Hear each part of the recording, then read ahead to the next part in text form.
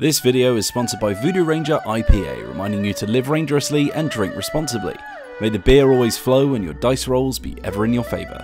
Don't forget to check out the free virtual D&D games brought to you by Voodoo Ranger during all 9 days of PAX Online, starting this Saturday and running from September 12th through the 20th. Check out the PAX Online Discord server for more info.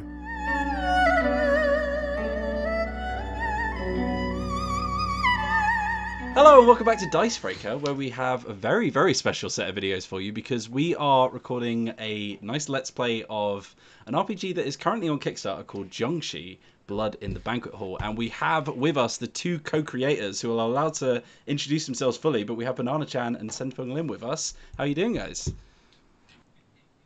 Good, thank you. Thanks for having us. Yeah, excellent. It's really nice to be here. I'm going to hand over to you, Banana, so you can give us a little run through of how this game works, what it's about, and then we'll kick things off. Yeah, great. Thank you. So this is Jiangshi, Blood in the Banquet Hall, which is a tabletop RPG that Sen-Foong and I have been working on since 2018. It's a game where players take on the roles of family members. They are a Chinese immigrant family who are running a restaurant in the 1920s in San Francisco. But you can definitely choose your own Chinatown if you want to later on down the line.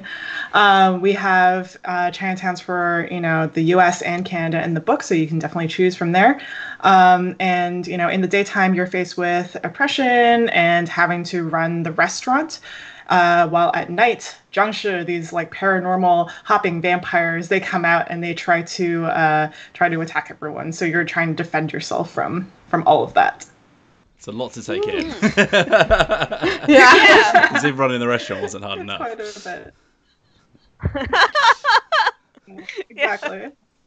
So Sam, feel free to chime in if I'm forgetting anything as well. No, you got it all. You got it down. I just think it's funny to say 2018. It sounds like so long ago. In the before times. Yeah. That's what I think about that. Yeah, it's before times. That's what Yes. we call it. In the before times. Awesome.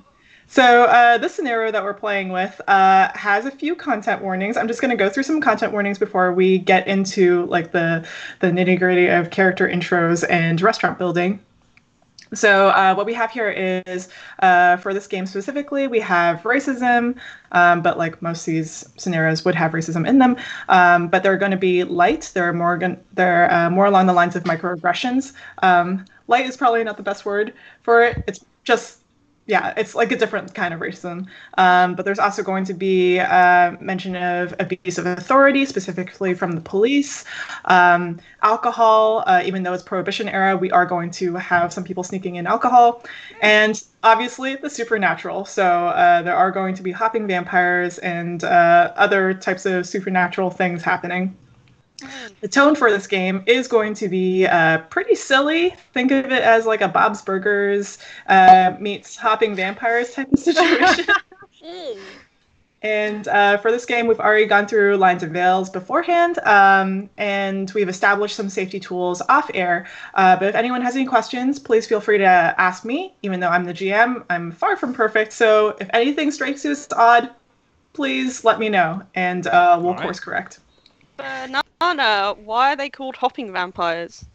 So they are actually they're actually bodies. They're actually just dead bodies that because they're suffering from rigor mortis, that's why they're hopping. They can't do much with their arms or their bodies in general. Yeah, it's a really grotesque image. Yeah.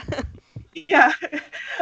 So that's why they do the silly thing where they hop. But when they come up to, a living person, they start sucking the life force, their chi, their bodies. And that's when they start getting more superpowers. So they end up flying or learning how to shapeshift and doing all sorts of weird things. So ideally, we don't want that to happen, really. Yes, you don't really want that to happen to you. Although it makes for really good stories. It does. Yeah. Okay. So usually this game would go for about 5 in-game days, but this is a one-shot that takes place over a course of 1 day, and it uses 4 d8s. So Now that we've gotten all of that out of the way, let's go into our character sheets, and we can go ahead and introduce ourselves, our names, our character pronouns, what generation, and anything else you want to add to what your character is like. So whoever wants to start, I'll open it up to the floor. I've already... Oh, there you Okay. go. Yeah, Well, I might let's as well go age order, first. shall we? Yeah. Yeah. That's what I was thinking. So I'm a YLAM. My English name is Mary, but that probably won't come up very often. I am the grandmother. I'm 63 years old, so I'm second generation. And yeah, I love gambling, and I have a pack of cigarettes on me at all times. I think I see myself as kind of like an old grumpy lady, and the fact that I'm like really suffering from the heat right now is really gonna like help my character development in this game, I think. But that's how I see myself, and so I am Wheels' mum. That's a power dynamic nobody asked for. No one expected. I guess that I'll go one. next then, seeing as me and Sen are the same age. Yes, I am Gar Kyung, or my English name is Howard. I'm third generation. I'm 42 years old. I appear to have some aspirations of detective work about me, but I'm quite kind of like professorial. Like I seem to be like keen on like teaching my trade to the younger generation and having them one day take over. So my hopes and dreams are for Sao Yi to take over the business and crush our restaurant rivals, which is a big deal for me. And I'm Julia Huitang Wang, or Wang Huitang. And I am probably the most spiritually attuned of the lot. I am a person who may or may not be psychic. We'll find out. And I also really enjoy the restaurant business. So, but I don't enjoy it that. I don't think that Sao Yi should go to. I don't think he should take over the restaurant. I think he should go to college. So, you know, hubby and I are going to have a few blue words collar, about white that. collar argument. Oh my god. And I am the youngest member of the family. I am Wang Sao Yi. My English name is Sam. I am the fourth generation, and I am 17, a ripe old age. Not really ripe. That's the awful. A tender age of 17, when one starts to question who they are and what they want to do in their life. And it seems Sam wants to become a writer, doesn't want to stay in the restaurant business, wants to go off and study, and I kind of see them as like having that rebelliousness that a lot of teenagers have, and you know, just wanting to explore their own path, as it were, and hopefully Mum will help me do that. So we'll team up. Before I start wagging my finger at you 24/7. God, Dad. Perfect. So now that we have our characters ready, let's go ahead and go on to the start menu again and check out the restaurant board. So you'll see on the restaurant board itself, it has these 4 quadrants for morning, afternoon, evening, and dead of night. Those are the different scenes and phases that we're going to play in.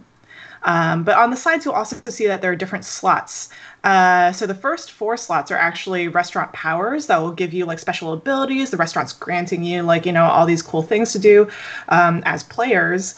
You know, they range from adding an extra die to your roll to adding in half an hour extra resilience to your character sheet.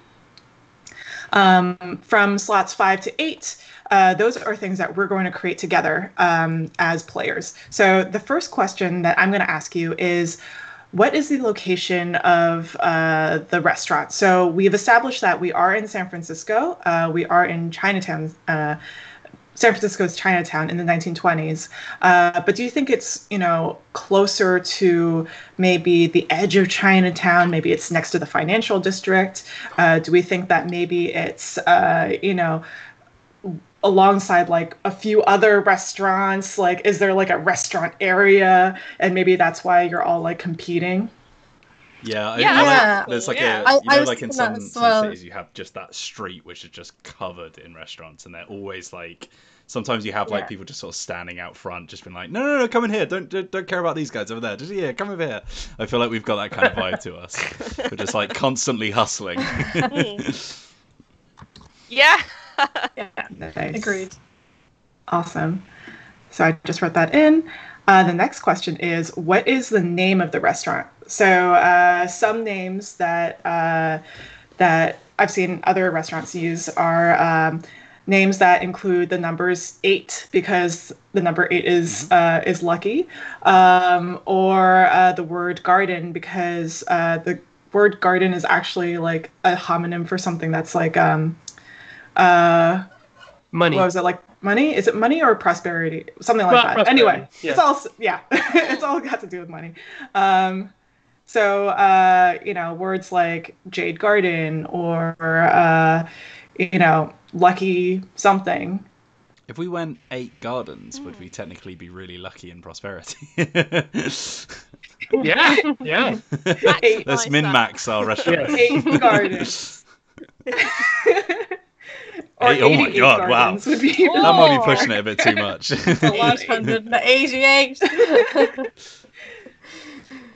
So is everyone okay with 8 gardens? Yeah. Okay, perfect.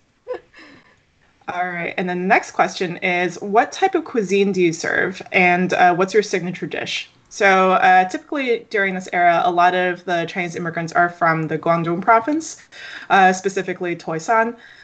So a lot of the foods that you're familiar with are probably from that area. So a lot of like Cantonese cooking, dim sum, like roast pork, that kind of thing.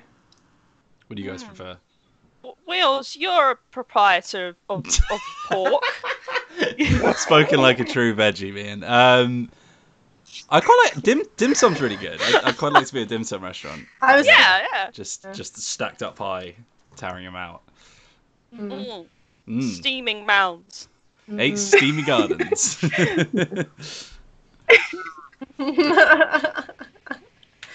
And what's your signature dish? Well, seeing as I'm such a proprietor of pork, according to me, and I guess some pork dim sum is our. There's like a specific pork dumpling that we do that's like a sort of secret family recipe, maybe. Okay, that's cool. Yeah. Pork dumplings. Nice. And then the last question is, what's your typical clientele and what are your busiest times? And so this could be like locals or, people who live in Chinatown, or maybe it's business people. It could be, if you're more attracting like tourists, like if you're in that area of like, a lot of restaurants, maybe it's tourists. I have it. I don't know why, but I have it in my head like a lot of business people, like having lunch by themselves. Like I don't know why I've got that in my head, but I don't know how the other guys feel about that. Lonely business people. Yeah. Maybe it's quite That's quite awesome, serene actually. in there, so it's a place where you can just sort of like calm down a bit, Nice. All right, so we are the lonely business people restaurant, dim sum restaurant. Yeah. But they come. What they do is they come hoping that there'll be another lonely business person. Ah, I see. So we're also the love connection. That's why we have 88 gardens. Everybody gets their own. It's Yeah. dim sum Lonely speed and- dating. Hey, I would go if I absolutely wasn't do already dim sum married. speed Dim sum speed dating would be awesome. Come for the dim sum, stay for the romance. I like it. Yeah. Awesome. Now I'm imagining Sam writing loads of romantic poetry, but that kind of like romantic's yearning kind of poetry as she looks over these lonely business people. The rise mesh over the steamy dim sum. The tears drop down into the sleep. 88 gardens in total. It's a breakup None spot of them where too. our hearts share each other.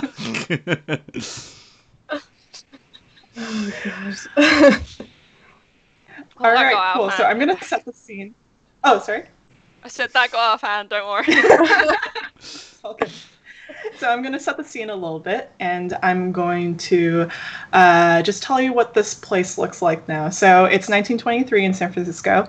Imagine the camera taking you through the gates of Chinatown into the streets that wind up and down the hill that the city stands on.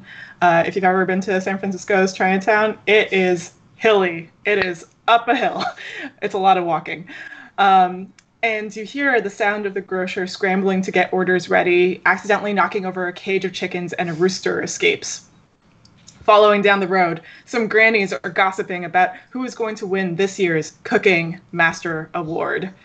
And a shooting star, they're talking about a shooting star that hit the earth the other night. And they're just like talking about like, what's going on, what's happening. Is this like a sign of good luck or bad luck? Take a left and a right and a left again, and you arrive at the Wong family restaurant, 8 Gardens. So from here, we're going to do some relationship building, starting from Hoi Tong. So your question is going to be, who frustrates you the most? And this is going to be someone in the family. Oh, well, I mean... Let's see. Already. Well, Howard, Classic. of course. Classic cis-het relationship. Howard is very frustrating. At each other's throats. Yeah, I mean, it's not that I don't love him. It's that we have different opinions of Sao Yi's progress in life. So what was the last time they did something to irritate you? When did we wake up? No! I mean, Wheels. So Howard has his own way of he's got his own ideas about recipes and things like that, and that's kind of annoying when he puts too much garlic in things and whatnot. But it's really he was, and I get that we work in a restaurant, and I get that Howard is trying to teach Sam about running the restaurant, but when he adds in those little jabs, while we're making dumplings, he says, you won't have to write anymore if you stick around here, son. That's just a little too much. So I just think that he's pushing Sao Yi away by trying to keep them close, and that's not Immediately cool. I So can that's see kind of Howard's annoying. issue. The concept of something having too much garlic is not something I'm familiar with, so... Yeah. No, me neither, really. But it's a delicate balance. Nice. And Gakung, Howard, what all-American dish are you secretly perfecting on the side? All-American dish. I think... I say all-American. I'm trying to make like an Italian-American lasagna. I think like maybe I just see the appeal in something that can last so long. Like I just want to make the biggest lasagna so I can just not think about us eating, so I can just focus on the business. It's not about what I eat; it's about what everyone else eats in the company, because they are actually giving us money for it. Unlike these freeloaders in the family. Nice. Whoa! This escalated. No, we're freeloaders, apparently. So, which family member do you want to have it? Do you want to, get a quick taste test of your secret recipe that you're trying to perfect, and why is their approval Mum, important absolutely. to you? I've learned every bit of my culinary expertise from Mum. There's no one else I'd rather get the opinion of, and maybe that's why my wife gets so annoyed with me all the time. Shoveling lasagna into her mouth. Nice. All right. Sao Yi, Sam, who are you scared of disappointing the most? I think, you see, initially it might seem to be Mum, but actually I think it's Dad, and that's why Sao Yi, Sam is like having such a inner struggle between a desire to, follow their dreams, but also, they love and respect their dad. And so, there's this guilt of, oh, you got to, carry on the restaurant. You got to serve my lasagna. And Sam is like, but I don't care about lasagna. The only steaming hot, things I care about are these great novels I'm gonna write. Awesome. Now, talk about the last time you did something disappointing. Oh, I think Sam had a cigarette, like they got a hold of some cigarettes,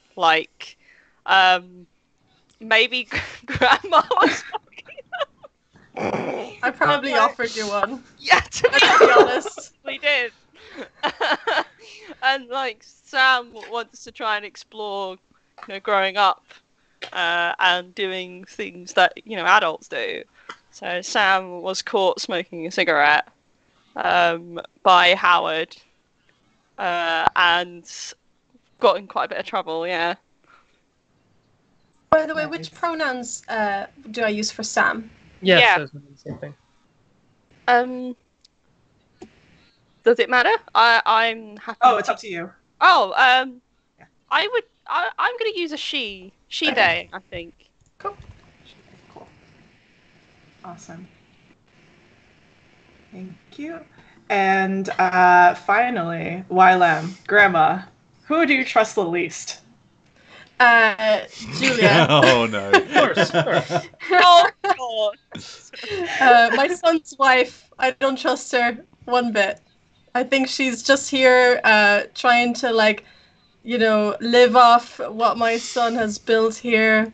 I'm not happy the way that she's pushing Sam away from the business. I think she should be a bit more grateful.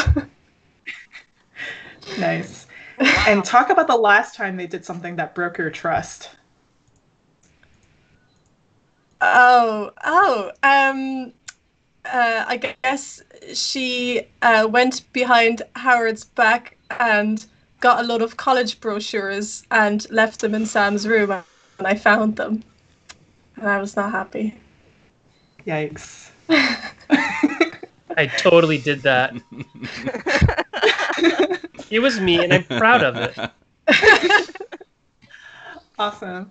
So before we get started into the game itself, YLAM, you actually have something special with your character, which is that you are attuned to the occult. So while the other characters probably have heard you talking about, the supernatural and all of that, they probably don't really listen to you that much. But you're right. And as players, we know you're right. And that's what matters. You also get a secret card, which is called Defending Against Jiangshi 101. And that card is going to be secret, but I don't know how to send it over to you. Hang on 1 minute. Let me just try and figure this out real quick. Send it via the Skype chat. We can just not open it, I guess. Aha, that's smart. Let me just copy and paste this real fast. Sorry, give me 1 minute. I just gotta look for it. In the meantime, go ahead and talk about stuff. That's stuff, huh? Sorry. Wheels, I assume you're cutting this bit out. Fine. I can trim this bit. Yeah, okay. Then I can just talk rubbish. Lolies, you've been told that you're completely right and everyone else is wrong. How does that feel for you? Well, I'm already grumpy, so it doesn't really make a big difference. I just think you're all a bit stupid, except for Howard. Serious melodrama going on here. Gosh, I'm just like that grumpy lady. I'm always just sat at on one of the tables in the back of the restaurant, just smoking and being grumpy, pretty much. We'll be in the corner just happily eating their dim sum, and they'll just accidentally meet your eye line, and they'll just notice that you're now just staring at them angrily throughout their entire meal. Yeah. Oh yeah. That's me. They're physically shrinking back. Sen, what are our pet names for each other? Just Oh, that's a good thing. I think I call you Honey. You... Okay. So, and I will call you Tiger. Wow.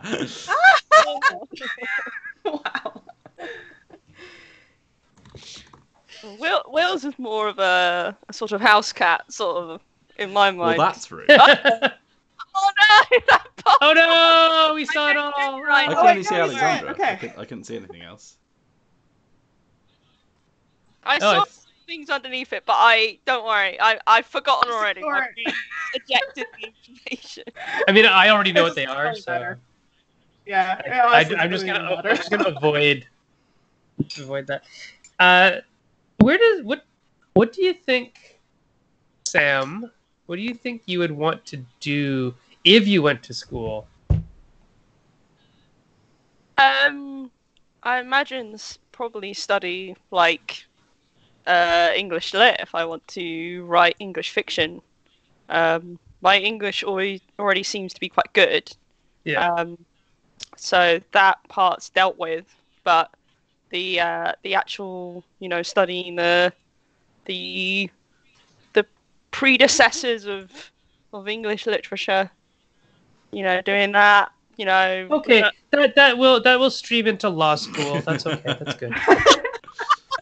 I was just wondering if you're going to Hastings or University of California at San Francisco, because one of them's more for law and the other one's more for health sciences. But you can start off at San Francisco State University. It's a very good state university. It's the biggest one in the country, actually. Yeah, I've heard it's got great gym facilities. Yeah. That's. I think Sam is just very excited about the idea of going anywhere but the restaurant. Really, Anywhere that doesn't smell of pork. Yeah, anywhere that's like other young people are at. Like the grannies are great, but they just don't have the same sort of appeal. All right, awesome. So I think we're all ready with the Jiangshi defense stuff. Is everyone all good? Yeah. Mm-hmm. All right, cool. Am I supposed to keep this secret, or is this like information I can try and share with the other people when You can relevant? try and share it. Most likely, they'll need some convincing that it's real. Utter nonsense. Okay. Keep it to Yeah. yourself, mate. I can't wait to see how that goes. And I'm assuming, sorry, just I'm assuming that, like, so Jiangshi are like, is that player is becoming that, or is there like Jiangshi like in the game separately? Both. Okay. So, yeah. So the Jiangshi are probably going to trickle into the game slowly or aggressively, depending on how we're playing. But they're just going to be appearing, and when the characters take damage, whether that's stress, physical damage, emotional damage, or like any sort of like trauma, you'll be sort of like slowly turning into the Jiangshi. So you'll be like placing cards on top of your character sheet. So we are going to start the game in the first part of the restaurant board. So where it says morning. That's where we're going to start at. It's upside down on the board, but you get the idea. So starting the game means that in the morning means that each character gets a restaurant card. Actually, 2 restaurant cards. So I'm going to deal this out to everyone in Roll20. So these are your chores as characters, but as the oldest family member, you actually get the chance to reassign tasks and chores. So say you didn't feel like doing anything today, you can just pass along your chores to someone else. Okay, good. Because I'm gonna pick one and I know who I want to do it. And it's not me. Wow, Lolies. You'll see that everyone's got 2 chores that are pre-assigned, but YLAM, of course, feel free to be like, here are your chores instead, to anyone. What have you got, by the way, YLAM? Me, I had clean the front of the restaurant for 3 hours, or change the menu, which takes 1 hour. I love how you say had, as if you've already decided that you're not going to do them. Well, Yeah. I mean, I'll do the menu one because I feel like I would probably quite like to have control like that. But I will give the front of the restaurant for 3 hours to Julia. Yeah, Of course you will. All right, I will take that. So Julia, And then which I can Sorry. reassign everyone else's as well. Yeah, if you like. Okay, I can't. Okay, I can't really see anyone else's Yeah, very. would you like us to say what they are? Yes, slowly? please. Okay, so mine is make rice and simmer the soup, and they both take I've an got hour. prep tofu for You can 2 do that. hours and then go through the inventory for 1 hour. Okay, fine. I've got prep seafood for 2 hours and then clean out old food for 1 hour. Okay, I'm happy with all of that. Wow, so you just offloaded. Wow. Well, I'm old. Give me a break. All right, so I'll have 6 hours of work while everybody 2 to 3 hours of work, and somebody, I don't know who, has 1 hour of work. All right. To be fair, Yeah. sitting at I the see how it's back of the restaurant smoking and scolding people is a lot of work, you know? Yeah. Yeah, and I mean, I that's pretty okay. I mean, would we be able to volunteer to take work off another family member? You can. I'm going to take one of your. Did you have a 1 hour task then? I do. I have clean out old food. I will I will clean take out the your old easiest food for task, you. please. Oh, thank you, my son. Hey, it's My daughters, what right. you're doing. Sam's a daughter. Which one were you? So you were up here then? Okay, Yeah, there you I'm where these cards are moving. Yeah. All right, Oh, and this excellent card stuff. moves along with you. Yeah. All right, so I think because each of us have a lot of resilience, we haven't taken any damage. We're fine. This You is are good. good. Yes, you are good. And when we start the scene, we are in the morning. So go ahead and choose one of those tasks that you've been given and tell me where you are when you're doing the test. So let's go around and let's start.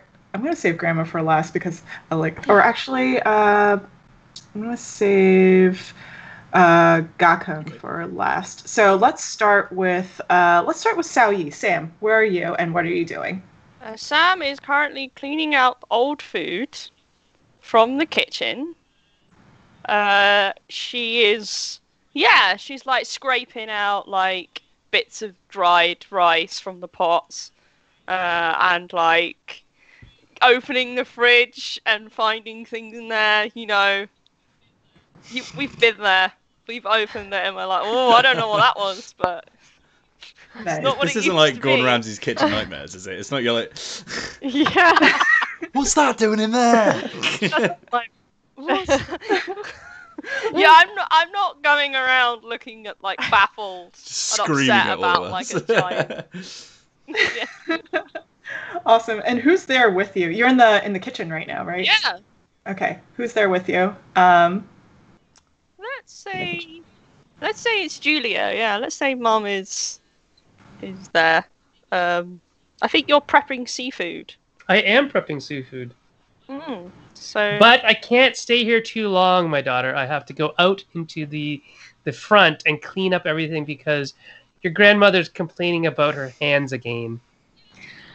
Yeah, And well. that's where they are. So, I being the dutiful daughter-in-law that I am, I will be up there. So, thank you very much for cleaning this food, the old food off the grill and everything for us.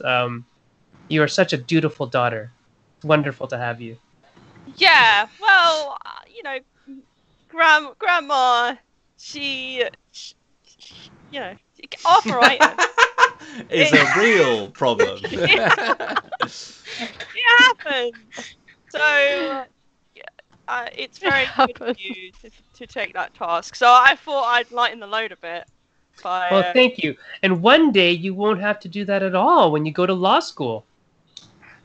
Law school, yeah. That's the one that I'm going to do.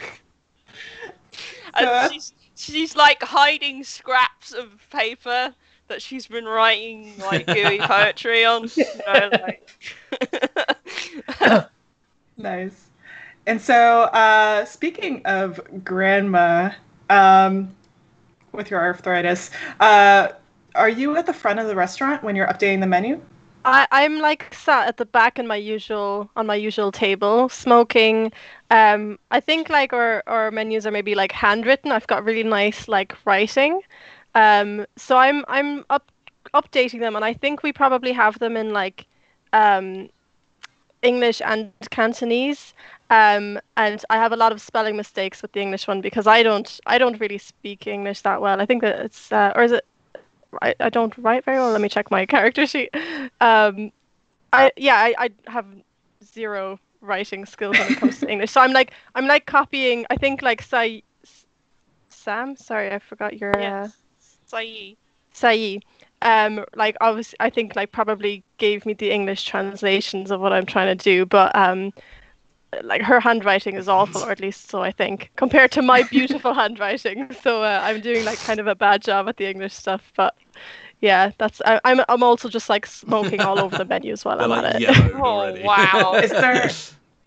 Is there anything you're going to change to today's menu that you're going to bother Gakung over later on?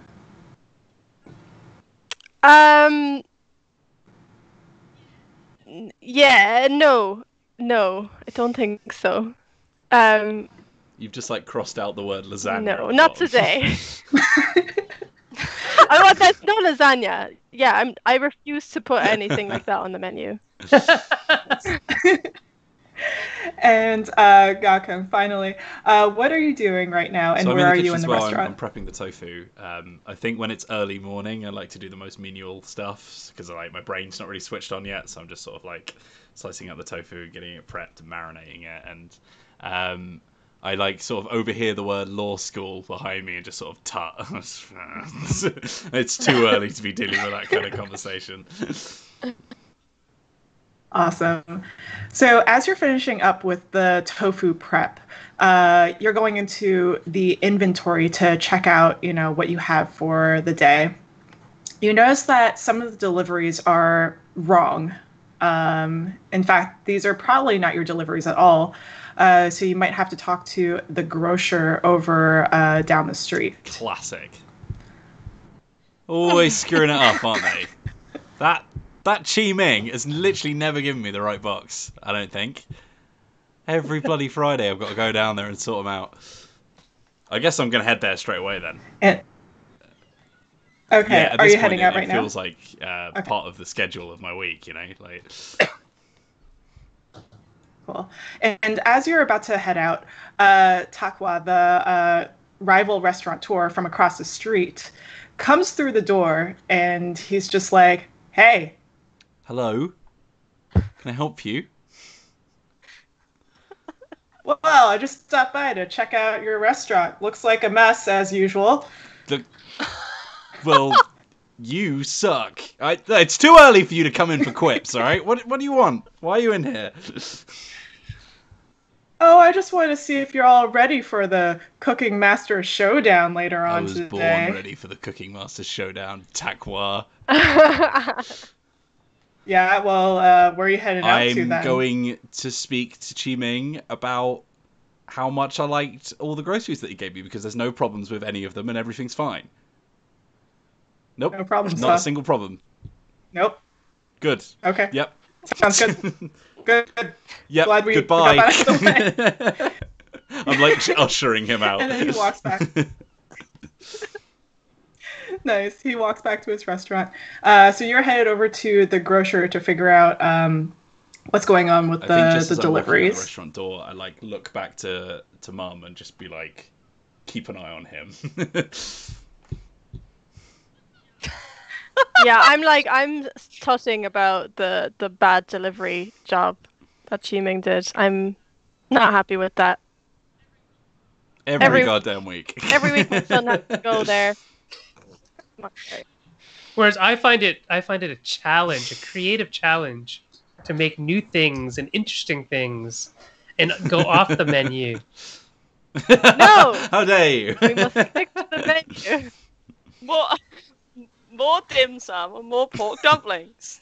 Just that. It's what these lonely businessmen come here to eat. And women. Right on. And then as you're leaving, Moonlight, which is one of, I would say, Sam's friends, quote unquote, comes through the door, and she goes over to Sam, and she's just like, "Hey, Sam." What?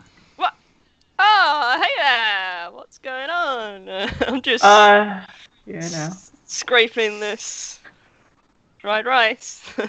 What you doing? Like I said, scraping more dried rice. Yeah.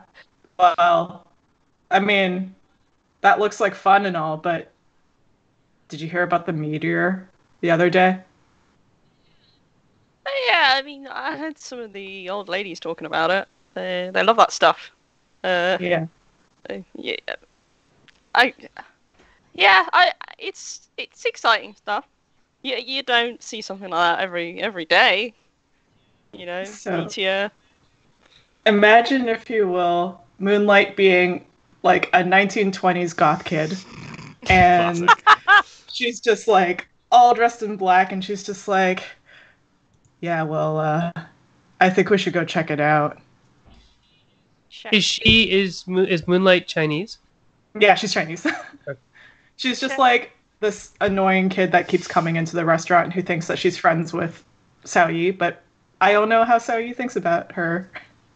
I think Xiao Yi probably like. I think she really wants to impress her, like, because I think because she's part of this subculture, I think she thinks she's pretty cool. Because like Sam is like kind of not really part of any like cool subculture like that. But I think she wants to play it, you know. Oh yeah, like that classic teenager style of I don't care that much, but really she cares so much. I'd like to I'm assuming that like Moonlight came through the front of the restaurant. Yeah. I think I would have like grumbled when she came in because I don't approve of her. And then after like kind of where their conversation is now, I think at this point I come into the kitchen and I get myself like a little bowl of dried rice, to like, and then I just kind of like look at them and kind of look from one to the other and go, what is she doing here? You say that to me. Yes, about Moonlight too. Directly in front of my face. Very specifically to you. Oh, Grandma. You know, she's just talking about the local gossip. I'm sure you've heard it. I'm sure the ladies have been speaking to you about, you know, the meteor. Meteor, gossip is a waste of time. Get back to work. And I kind of just like shuffled back out to my table with my bowl of dried rice. So Sam is just like, you see, I feel like I should be used to that, but every time she does it, I'm yeah. Anyway, Yeah, your family's weird. I'm sweeping up in front now and cleaning up stuff, and it's like I address Moonlight by her Chinese name and ask her how her parents are doing, and shouldn't she be helping them do whatever they do and not here bothering, you know, Xiao Yi? No, my parents wanted me to get out of the house, so here I am. Well, you know, Xiao Yi has a lot of work to do, so, and I kind of wave Moonlight off. So we'll be seeing you later. Sam mutters under her breath, God, I wish my parents would kick me out here as well. And Sam says to Moonlight, I'll catch you later. We'll talk about that thing that you wanted to talk about. Yeah, later on. And later tonight. Sam's like winking. You know, in that Moonlight's very like, unsubtle way. Yeah. Are you Sam? Are you speaking English with Moonlight? Or are you speaking Cantonese? I think she started speaking English, but then when Mum sort of muscled in, I think she speaks this last bit in Cantonese. Yeah, just because. Okay. So I actually understand exactly what you're saying about going out later. I mean, that's up to Moonlight. Like, Sam is just winking at Okay. Moonlight. So I guess for the GM, that's a better question. Is Moonlight speaking in English or in Cantonese to Sam? I would say in English, but for Hoitong, do you want to roll to see if you want to figure out what they're saying? Like if there's some sort of... I do. All right, cool. So I'm going to have you roll 4 d8s, and if you want to use your restaurant abilities, go ahead, but it's a little early to do so. I sense a little bit of a thing there. Foreshadowing. Roll. Oh. 4d8. Oh. Oh, wow. Good roll for 10. All right, so I get a 7. All right, what do you understand, or what do you get out of that conversation? I have the sneaking suspicion that Sam is going to sneak out of the house later tonight on a school night, nevertheless. I really don't see how you're getting that. I really don't know. And I actually don't say anything to you, Sam, but I give you the knowing eye, and I say, "Hey, yeah, that Moonlight, she's not a good girl. She's not like you. She's not going places like you. I don't think she gets into university like you. You get into university, you'll go far. I don't think she'll go far." I mean, like, it's just everyone needs a chance to kind of relax every so often. Yeah, obviously, don't worry, Mum. I'm gonna go far, but also, she's just a friend. We just talk about stuff. Like, that's all. Right, but her clothing so strange. Not very. I don't know. I just disapprove. It's ugly. Has she gone? Moonlight? Yeah, she's like... She's just walked out the door. Okay, good. It's like... Oh, we would probably say the same thing if she was there. Yeah, no. Yeah, Sam's just like, well, these modern kids. Yeah, obviously, I'm not thinking of doing anything like that or dressing like that at all myself. But you just can't hide from it. Okay. We stick out enough already. You don't need to go dress all strange to stand out even more. It's hard enough for Chinese people to be accepted without this whole dressing like some kind of... I don't know. Like I don't know what she's dressing. Grandma!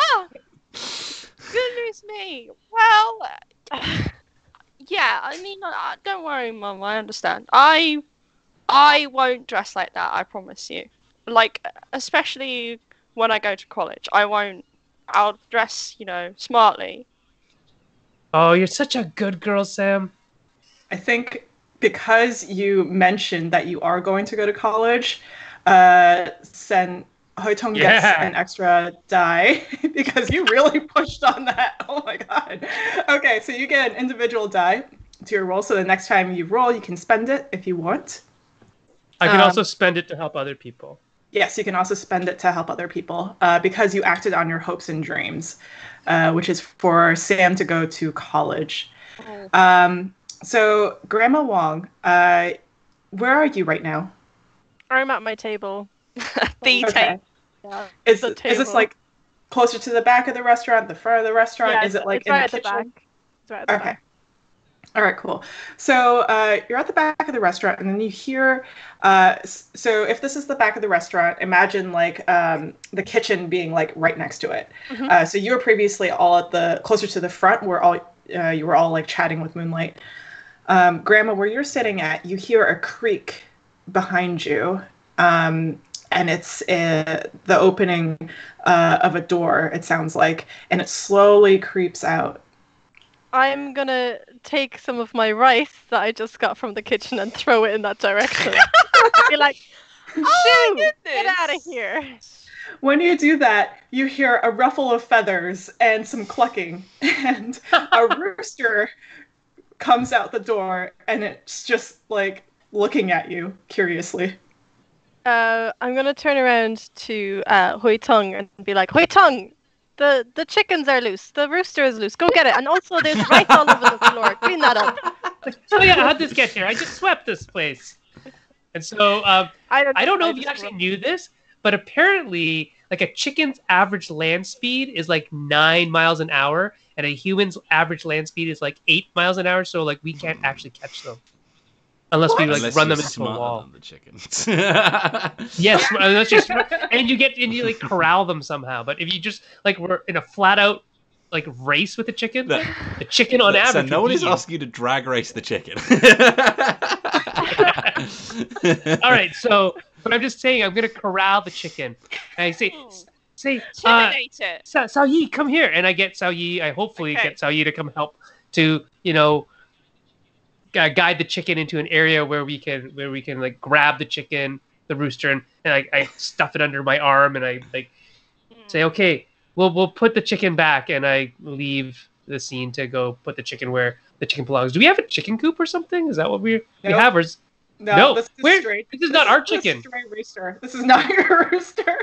I thought you meant that there was like a room we kept the chickens in. In the downstairs Like, toilet. I was just going with Yeah, the chickens. what Grandma was saying. Okay, so where should I put this rooster? Cook it. Put it on the. I'll put it on the menu. Okay. No, I am adding something to the menu. Don't look a gift rooster Well, in the I face. do like experimenting with different recipes. So I take the rooster back to the kitchen, and I find a box to put it in because I'm gonna have to pluck it and clean it and let it hang. And it can't be on the menu for today. Maybe we'll see because we gotta like drain it and all that kind of stuff. But I don't have time right now. I gotta go sweep up some stuff. So I go back to the main room, the sitting area, and I sweep up the rice that mysteriously appeared there. So The all chicken this threw it.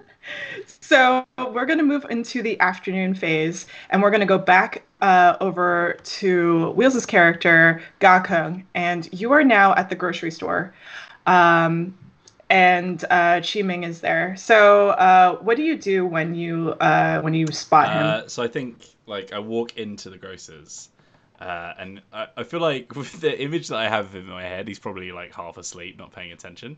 So like I like very purposefully open the door so that the bell rings, and then stand there, and then just ring it again and keep like moving the door until he sort of like wakes his head up and like, hello, remember me?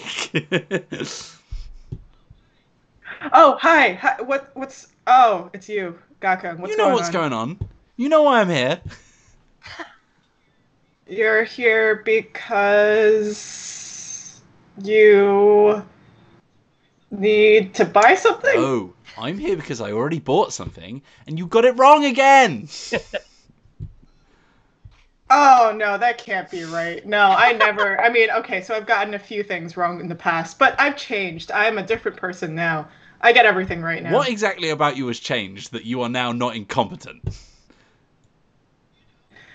You know, I. Wow, some real self-discovery here. So, what are you trying to do? Do you think you'll get? Are you trying to get the groceries back, I'm gonna or harass him until he hand delivers the right groceries, and I watch him pack the box. I'm gonna have you roll 4d8s, and if you want to re-roll using your negotiate skill, you can re-roll 3d8s. So, just get my character sheet up so I can go up. There we go. So 4d8 to begin with. Oh, that's not good. Oof. So that's a 1. So I better re-roll those, right? Yeah. So can we see Well, so what we I got rolled a on 1, the... a 3, a 4, and a 1. 4s Yeah. cancel out Oof. the highest result, which is the 3. Yes. So basically, I've Yeah. rolled 2 1s. So you can re-roll 3d8s when you use your negotiate. So you Okay. can go ahead and do that. Let's see what we get. Hey! That's better. That's a 7. That's much better. 7's a success, right? Yeah, Yes. it's a Yeah. success. 7's a what does good it- success. All right. Yeah. What does it look like when you reach a success? When you get Chi-Ming to listen to you? So I think I walk over to the counter and I'm like, "Can I see your delivery book, please?" And he's like, "Yeah, sure, of course." And he brings it out, and then like he unfolds it to the page where all of my groceries that I asked for are, and then like some other restaurant. And I see that some other restaurant have the exact same things that I have been given. And I'm like, okay, I want you to look at both of these pages and tell me if you can spot the difference. Oh, wait, all of them are different. Why have you done this again? And he's like, all right, okay, all right. And I'm like, I want you to hand pack this box in front of me and walk it over to my shop so I know you've given me exactly what I need and you can take the other stuff back. Otherwise, I'm not paying for the next order. Nice. So as he's packing everything up, he, walks you back to the restaurant. You see, all the proper ingredients packed up in a box. As you're walking out, you notice, all these cages that used to have chickens in them, just, broken loose. They're just, scattered all over. There are a few cages that are okay. There are a few chickens that are just, staying in place. But, there's been a mess. So I think upon seeing them, I sort of look at Chi-Ming and I'm just like, if this hasn't got something to do with you, I'm very impressed. Listen, sometimes I can be a little clumsy, but I'm trying. Okay, we're all trying. Some of us are just trying a little bit harder, Chi-Ming. Yeah. All right, so back at the restaurant, service has begun. Because it's the afternoon, so people are starting to come into the restaurant. And Haitong, what are you doing when service is starting? I am refilling all of the table, like the condiments and stuff like that. So, hot pepper sauce and soy sauce and vinegar and salt and pepper for the people who come in that use that kind of stuff. So yeah, just cleaning up that kind of stuff and getting it ready, napkins, those types of things. Cool. In the middle of cleaning up, you get a vision. Bum bum bum. And, what do I see? I'm gonna have you roll 4d8s. Okay. To see how clear this vision is. It's always a chicken. It's success but weird. Okay. If you want, Oh, you can. actually, it is success but weird still. Sorry. Okay, cool. Do you want to re-roll or do you want to keep this? Well, you know what? Let's see what we've got in our lovely restaurant pile.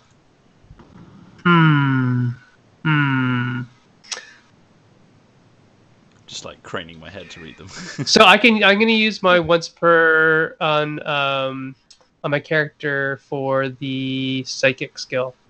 So we'll do that. So we'll re-roll. Yeah, re-roll 3d8. That's better. Nice. Okay, that's much better. Wow, second rolls are so much better.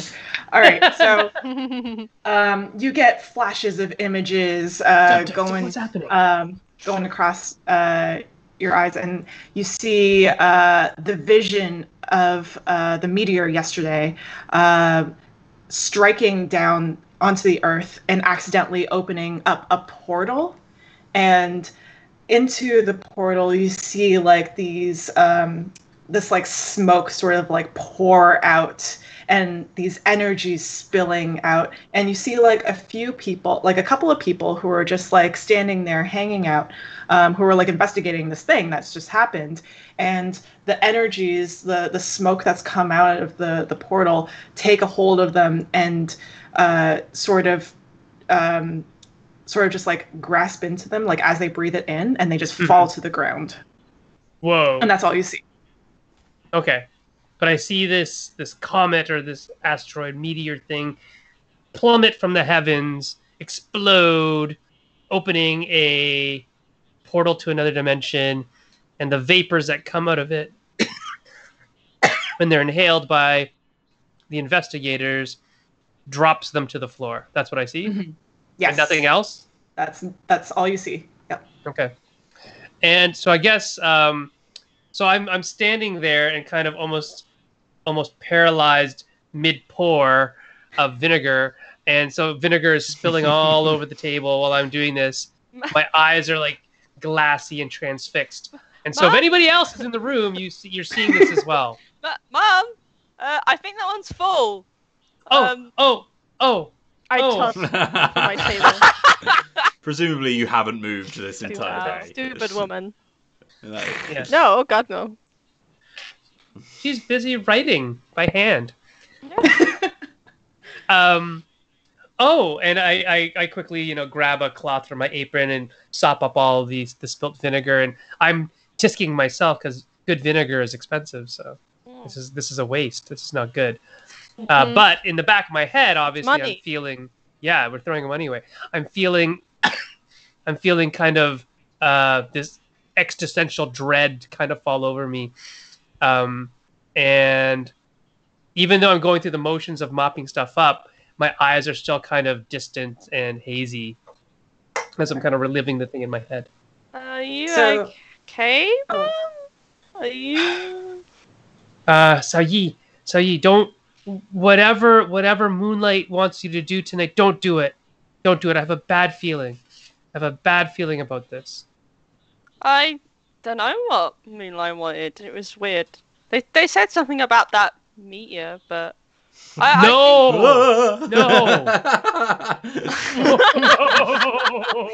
Scary boo. No meteors. Oh, what? So, not the meteor, then?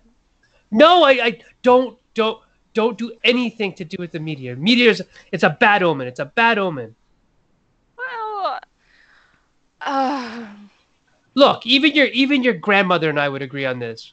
And I say, Yes, bad omen. Leave that Moonlight girl alone. I mean, I just feel like you just have something against Moonlight. She's not that bad. that's not what this is about. I mean, yes, she is a strange girl who dresses in a strange way and says strange things.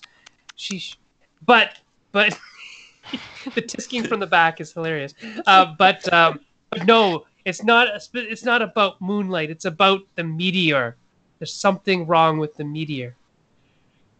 Okay. And I carry all the big jar of vinegar back to the kitchen, and I'm just kind of shaking my head as I go back.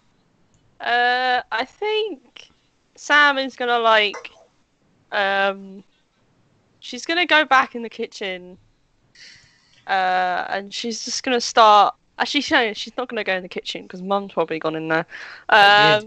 She's probably gonna go to a corner or stand at the front of the restaurant just in case people come in and start writing down a poem about the meteor because Mum's really sparked something weird in her. She's writing the poem is basically about the meteor, it's so mysterious and dangerous, but also so you can't help but be drawn to it.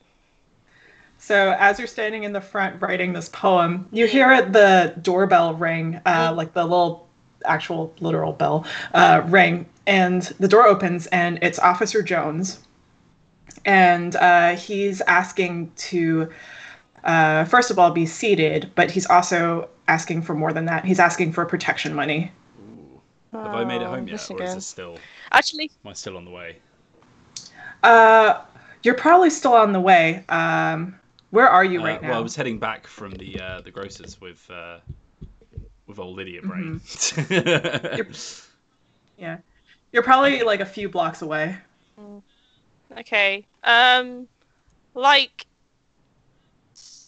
Sam is probably not got a pretty big awareness that the officer has done this before, and like she's heard, her dad talk about it, and so he's just outright like saying, I want to be seated and also, pay up.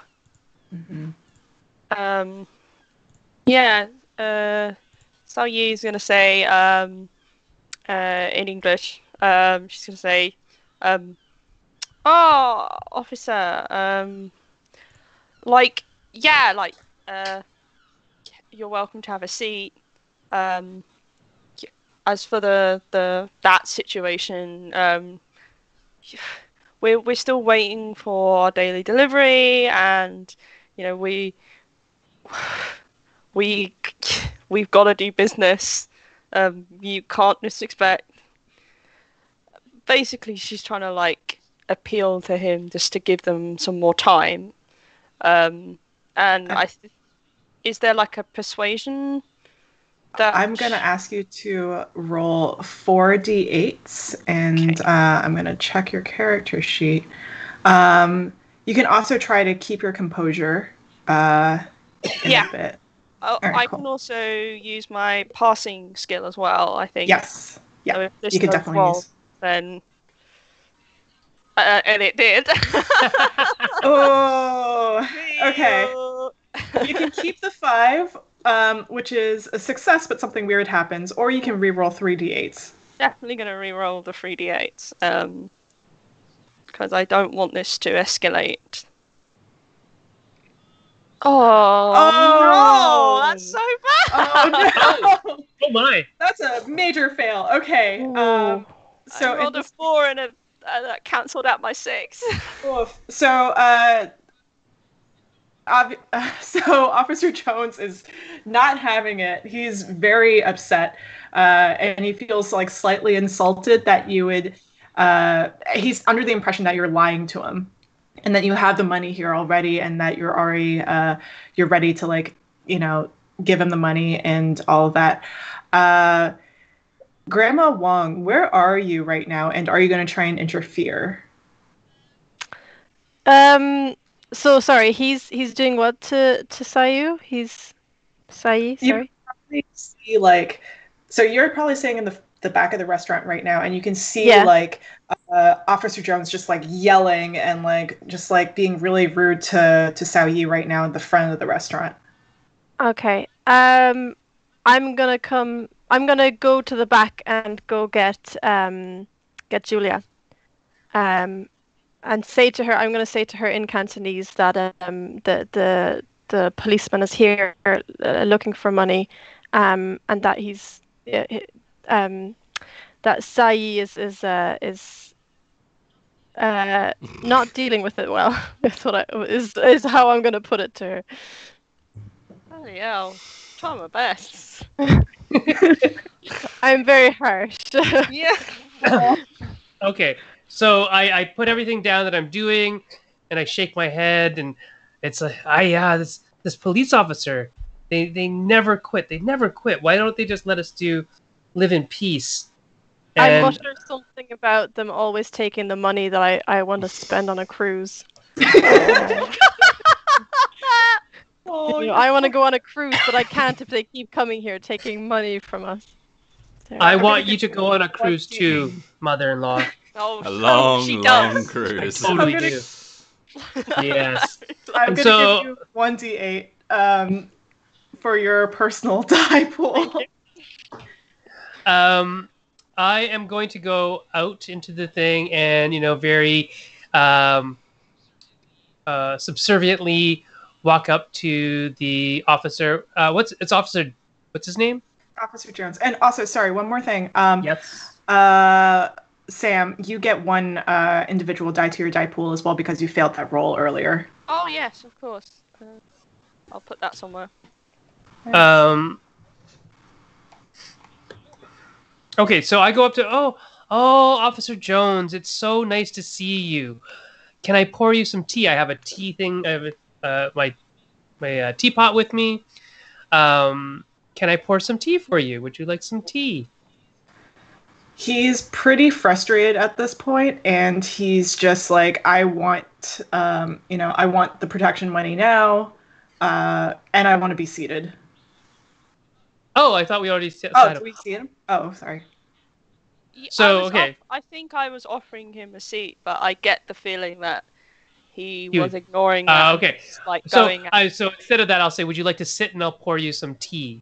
All right, cool. So he sits down, and this is a pretty stressful interaction. So Xiaoyi, you're actually also going to take a dazed and confused card, and that's going to go over. I'm just like going on your character sheet. You can probably see it, but I just put a card over your character sheet. I'm sorry, your pen and paper can't be used now. No! How am I going to express the burning feelings inside me? Right? Damn him! All right, cool. So he's seated and he's still kind of angry at this point. Gakeng, you probably enter the door with Qiming, and you see Officer Jones. Are you going to do anything to try and talk to him? Loud and be like, go on, get in there, you can put them all in the fridge as well. And then as soon as I see what's going on, I think we both sort of freeze. There's a bit of an uncomfortable atmosphere, and I'm like, Qiming, why don't you just go sort the groceries? I just need to handle this for a second. And I walk over and I say, hello, Officer Jones, can we help you? I'm here for the money. Okay, I didn't realize it was that day of the month. Well, it is. Because hold on a second, and then he walks over to like the counter, and picks up like a little book, where he just sort of like keeps notes of things, and he just sort of flicks through it, and he's like, I'm pretty sure you're a week early. No, I'm pretty sure it's right now. I mean. I'm going to ask you to roll if you're going to try and convince him. Just 4 again, yeah? Yes, 4 d8s, please. Ooh. That's 7. Oh, yeah. Oh, wow. Okay. So what does it look like when you're trying to convince him? I think I just like, because obviously I don't write in English because I can't write in English, so I point at all of these random numbers at him. Like, I could well be lying. I'm just like, no, look, this is when you came last month, and then this is the month now, and then next week, and I turn the page and it's just more things that you can't understand. Next week you're supposed to come, and then we're gonna have the money for you. So somehow this convinces Officer Jones that you're right. Hoitong, how do you respond to this? I just kind of give Howard the side eye, but like I'm nodding along with him. Yes. Next week. Isn't that whatever right, he honey? says. I'm in the back with him. well, nodding. Yeah, bamboozle him. Yeah. What's Grandma Wong doing in the back? I don't understand what they're saying. I'm assuming they're speaking English, and my English is not. Well, I probably understand a little bit, right? What's the one dot means? I understand a little bit, or Yeah. Okay, so I think I'm understanding like bits and pieces of what they're saying, and I see them nodding like profusely at him. So I'm just like in the background, like just nodding along, being like, yes, like this guy. Yeah. I think at this point, Sam has scuttled away, feeling a little bit like she didn't really handle the situation very well. Scuttling, and I'm like, Sally, can you just get Officer Jones some of that tofu I was prepping this morning? It's delicious. You're gonna love it. Okay, yes. Sally's gonna just go in there, like when she's getting the tofu, she's like, can't believe that, like, why? I can't believe I disappointed Dad again. Like, I just can't hold my own. Like, I shouldn't really be in this restaurant. Just like muttering to herself in that way. Oh, poor Sam.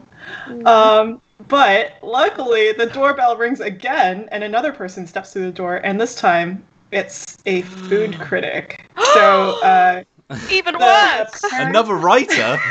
And or better.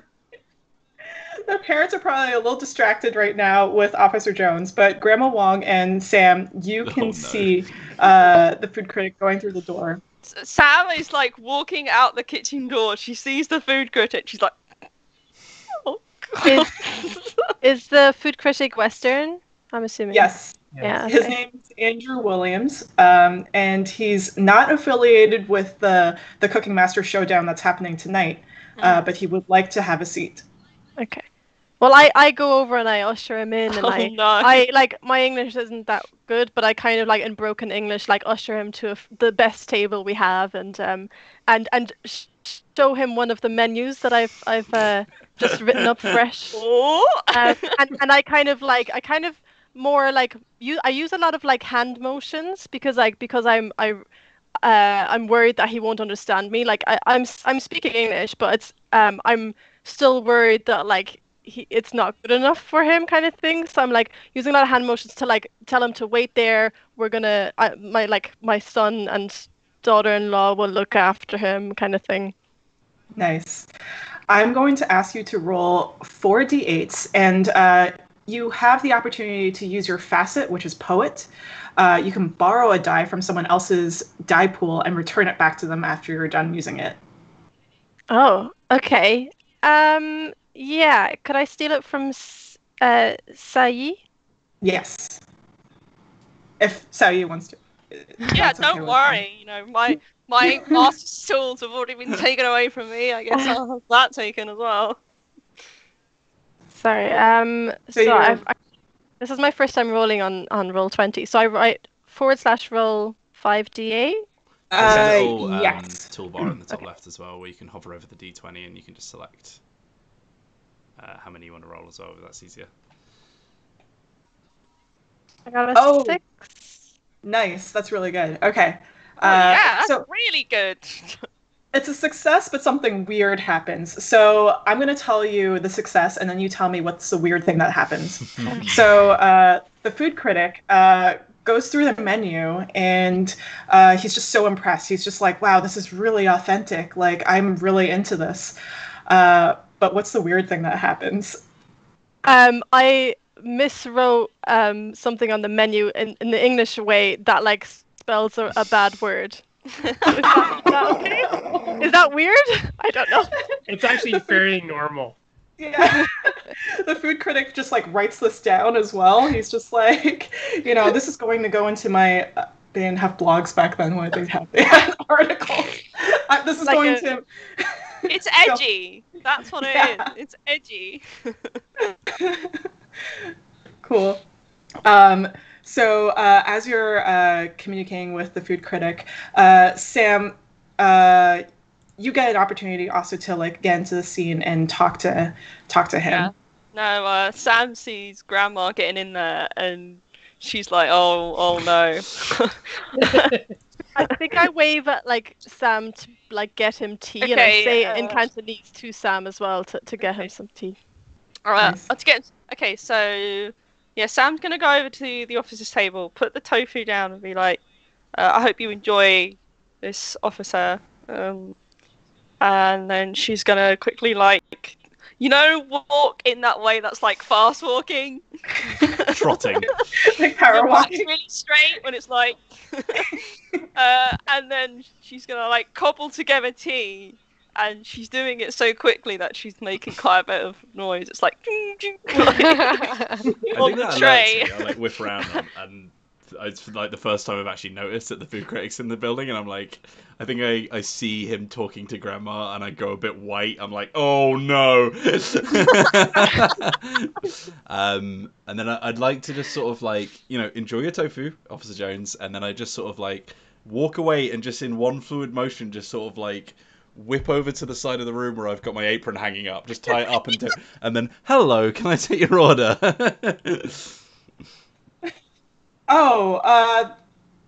believe the elderly lady already took my yes, order. But she had to run and get something, didn't she, Mum?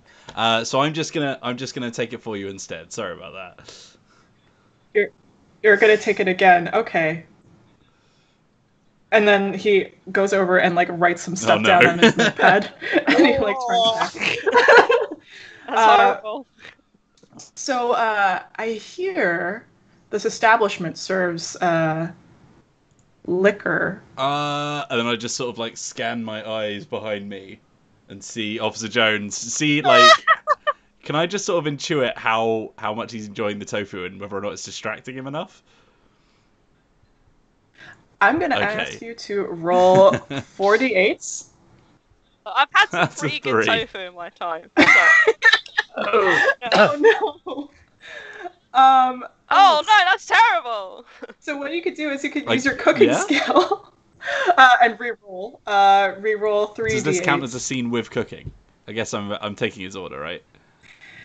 Technically. Yeah, oh, you're checking to see if Officer Jones. Oh yeah, which has been tofu, cooked. right? Yeah, it's fine. It's all. Yeah. Yeah. You're remembering how good that's a that 6. cooking was. That's a 6. That's better. Okay, cool. So I'm gonna Do you tell want you. to make this a better success though?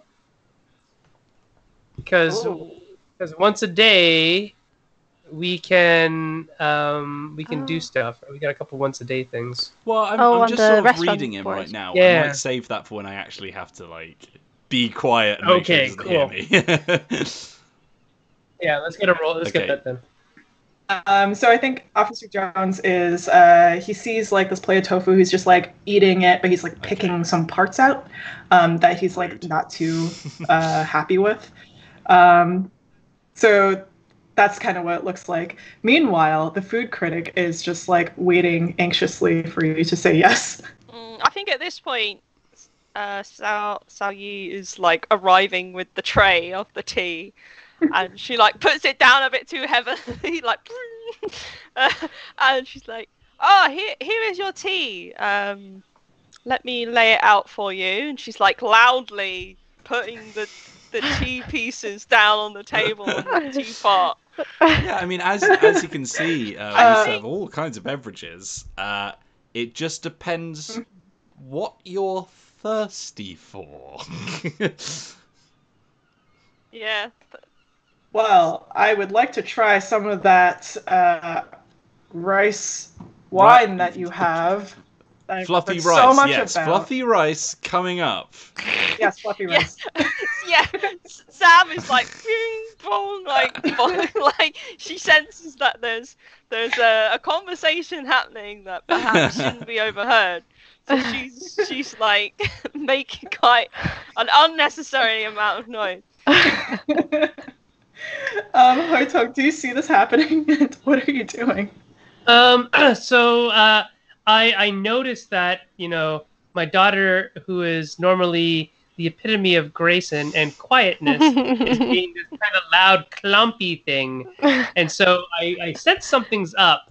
I don't know exactly what's up, but I am going to go and perhaps... I also noticed that, Officer Jones is picking stuff out of his food. So I'm actually going to go talk to him and see what is going on there. Maybe Sam was trying to get my attention in some way. Why was she being so loud? I don't know. But I see the officer picking stuff out of his food, and don't you like your food? I ask him. And he's just like, it's all right. It's a little spicy for me. Oh, and it's not spicy at all. Yeah. I understand. Did you want more tea to wash that down? Could I get you something else? Yeah, more tea would be great. Okay, so I quickly grab a pot of tea, pour in some more tea. And will you be eating something more substantial than this? I don't know if I know the word substantial. My English is not very good with speaking, so I say, you want something better? More filling? I think he's getting a little frustrated at this point, and he just ask for the menu so that he can get some takeout. Okay. So I hand him one of Grandma's handwritten menus, and I guess he looks at it. Tell me what you'd like. I will tell you. Does he see the swear word? Grandma Wong, I'm going to ask you to roll 4d8s. Okay. That's a 6. So, he does see the swear word, but what's the weird thing that happens? He chuckles? I don't know. He finds it funny? Is that weird? I don't know. He chuckles and he takes the menu and he's just like, can I take this? To Hoitong. He's just like, can I keep this? Yes, of course. Anything for you. Go right ahead. You take that. We make more. We'll make more. Grandma spends all morning writing them. She'll make more. She loves that. Don't worry about arthritis. She make more. Yeah, we're not. Awesome. So we're going to fast forward a little bit and we're going to go into the evening. And this is when the Cooking Master Showdown is going to happen. So we're getting closer and closer to it. And before that happens, though, Grandma Wong, you receive a visit from Grandpa Wong as a spirit. As a ghost, yeah. So in the middle of what are you doing right now? This is like evening time. I think I'm going to be taking bets on this cooking thing. I'm a gambler, and so I'm kind of just getting myself ready. Like, I don't know if I've got like betting slips or something. I don't know, but I'm like getting whatever I need to get together to be ready for it, so I can like, get money and do all that stuff. It's one of the ways that I'm hoping to pay for my cruise. is the betting side of yeah. Nice. All right, and as you're doing that, there's like a light fog that sort of creeps into your line of vision, and you see out of the fog step out Grandpa Wong, and he comes over to you, and he's just like, "My dear, I have some news I need to tell you." Sorry.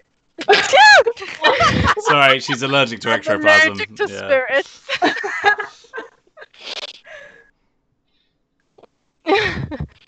Sorry, what was it he said? Oh. He like goes up to you and he's just like sort of Russian. He's just like, I have something I need to tell you. Go on then, spit it out. Well, aren't you happy to see me? It's been a while. Like, it's been a week since I last showed up. Yes, you come every week. It's fine. We're used to it now. Spit it out. What do you have to tell me? Ungrateful. Anyway, what I wanted to say was that meteor from last night, it's accidentally opened up something big. It's not, it's not some regular meteor. It's something bad. And I came here to warn you about it. Ah, so that stupid woman was right. Okay. Thank you for letting me know. Would you like? That's not it. Oh, okay. That's not the end of my message. My message is that going, then. It's opened a hell mouth accidentally. And you need to seal it. Yes, you need to seal it. How do I seal it? Using your stuff in Jiangshi slang. You've done this before. I've seen you do this. No problem. You know all about it. No problem. I mean, maybe not specifically how to seal it, but you know about the Jiangshi and you know how to deal with it. I have faith in you, somewhat. Thank you. You're welcome. Is that it? Yeah, that's it. Okay, well. How's our son doing? Oh, he's a mess as per usual. That Julia woman drives him up the walls. She is a nightmare. Yeah. Our poor son. He's having a hard time. Yeah.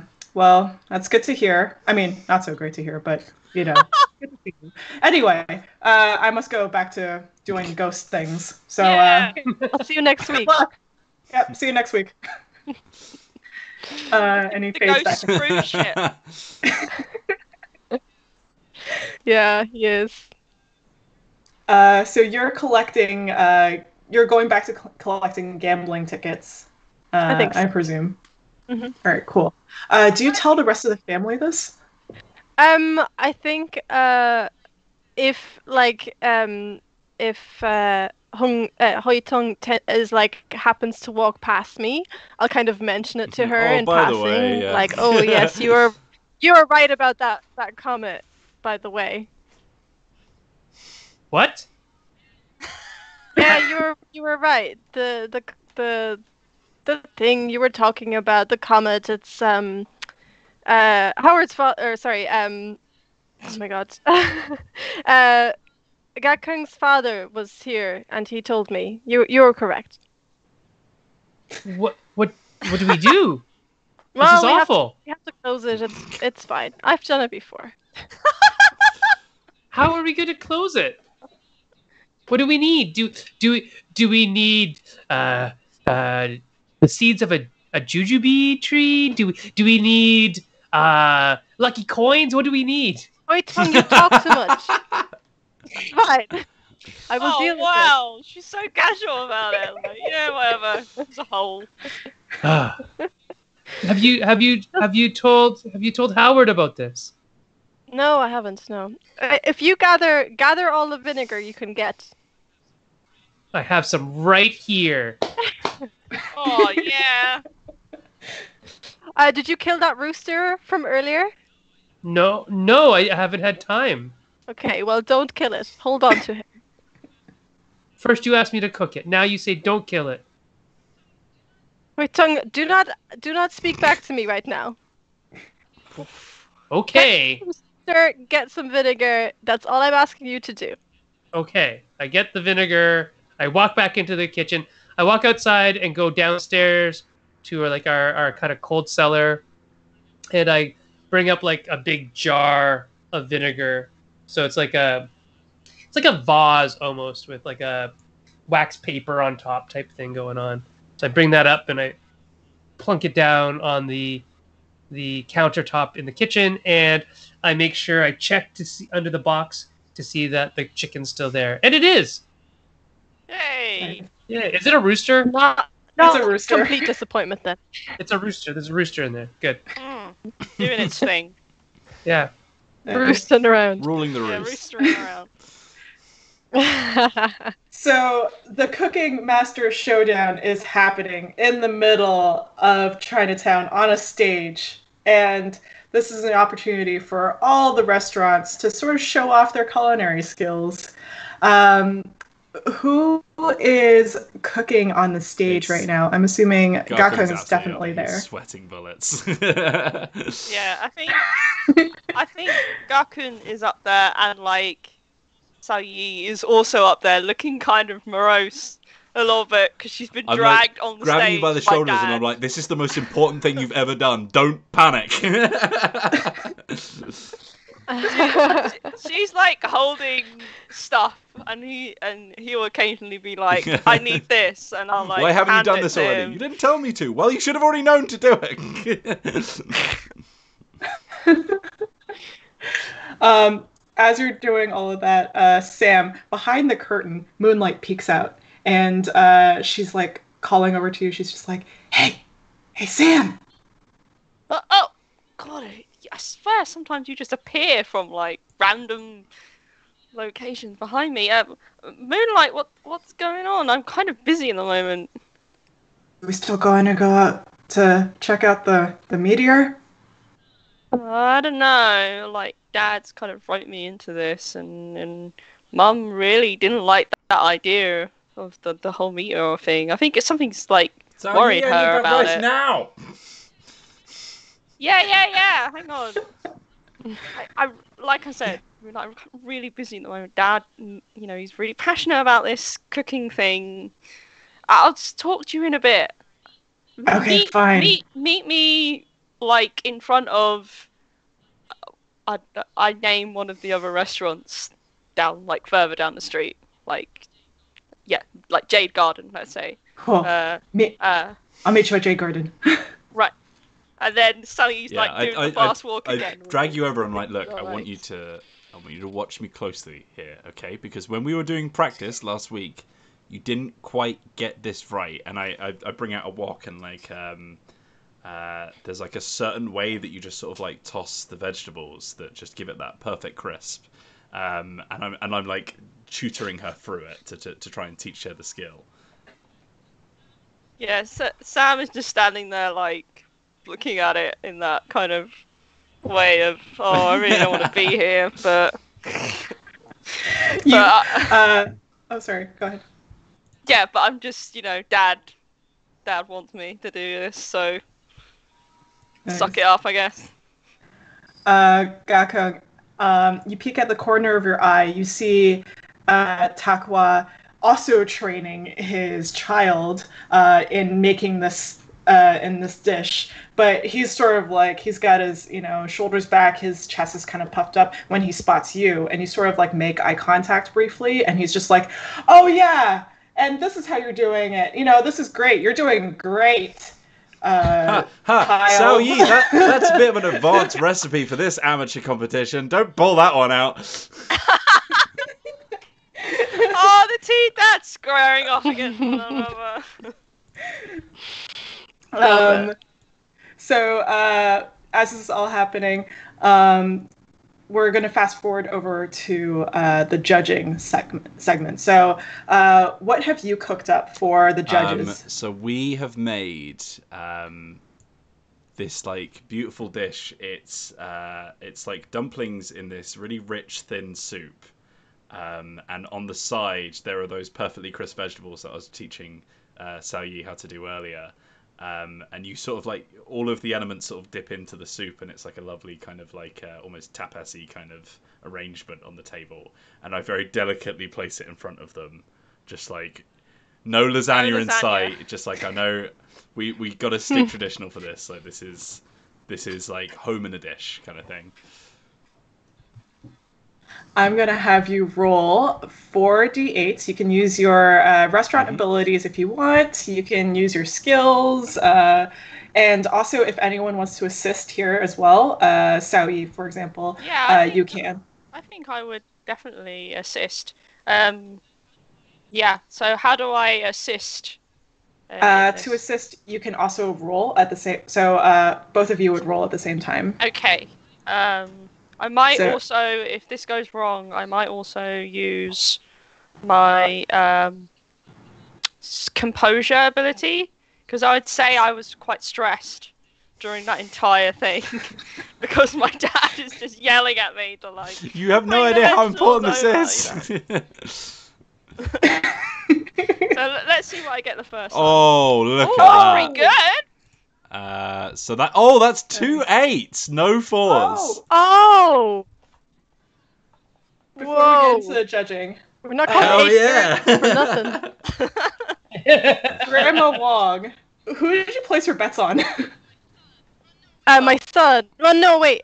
I don't know whoever would have been like the most likely to win. If there's like, was there like a favorite? That like I'm people supposed to be had? your favourite mum. No, I'm trying to make some money here. Oh wow, brutal. I think most of the people there, they're just like, we don't really care, we're here for the good food, but we'll bet on the side since Grandma Wong's betting. But do you think that you're going to side with your family, or would you like side with like another restaurant? Oh, that's tough.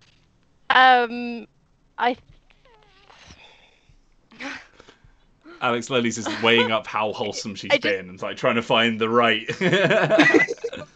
I just need to know whether or not Takwa is better, because I'm kind of going, I'm either going to go for Takwa if he's got a better reputation, or I'm going to go for us. Does his restaurant, like, we're obviously competing restaurants. Do we have like similar kind of amount of business? I'm just trying to like weigh up here which I'm going to go for. It's exactly the same. Oh wow. Come on, Lolies, for us make a then. decision. I'm Go gonna for it. go. But you better not let me down. We rolled an 8 each. Nice.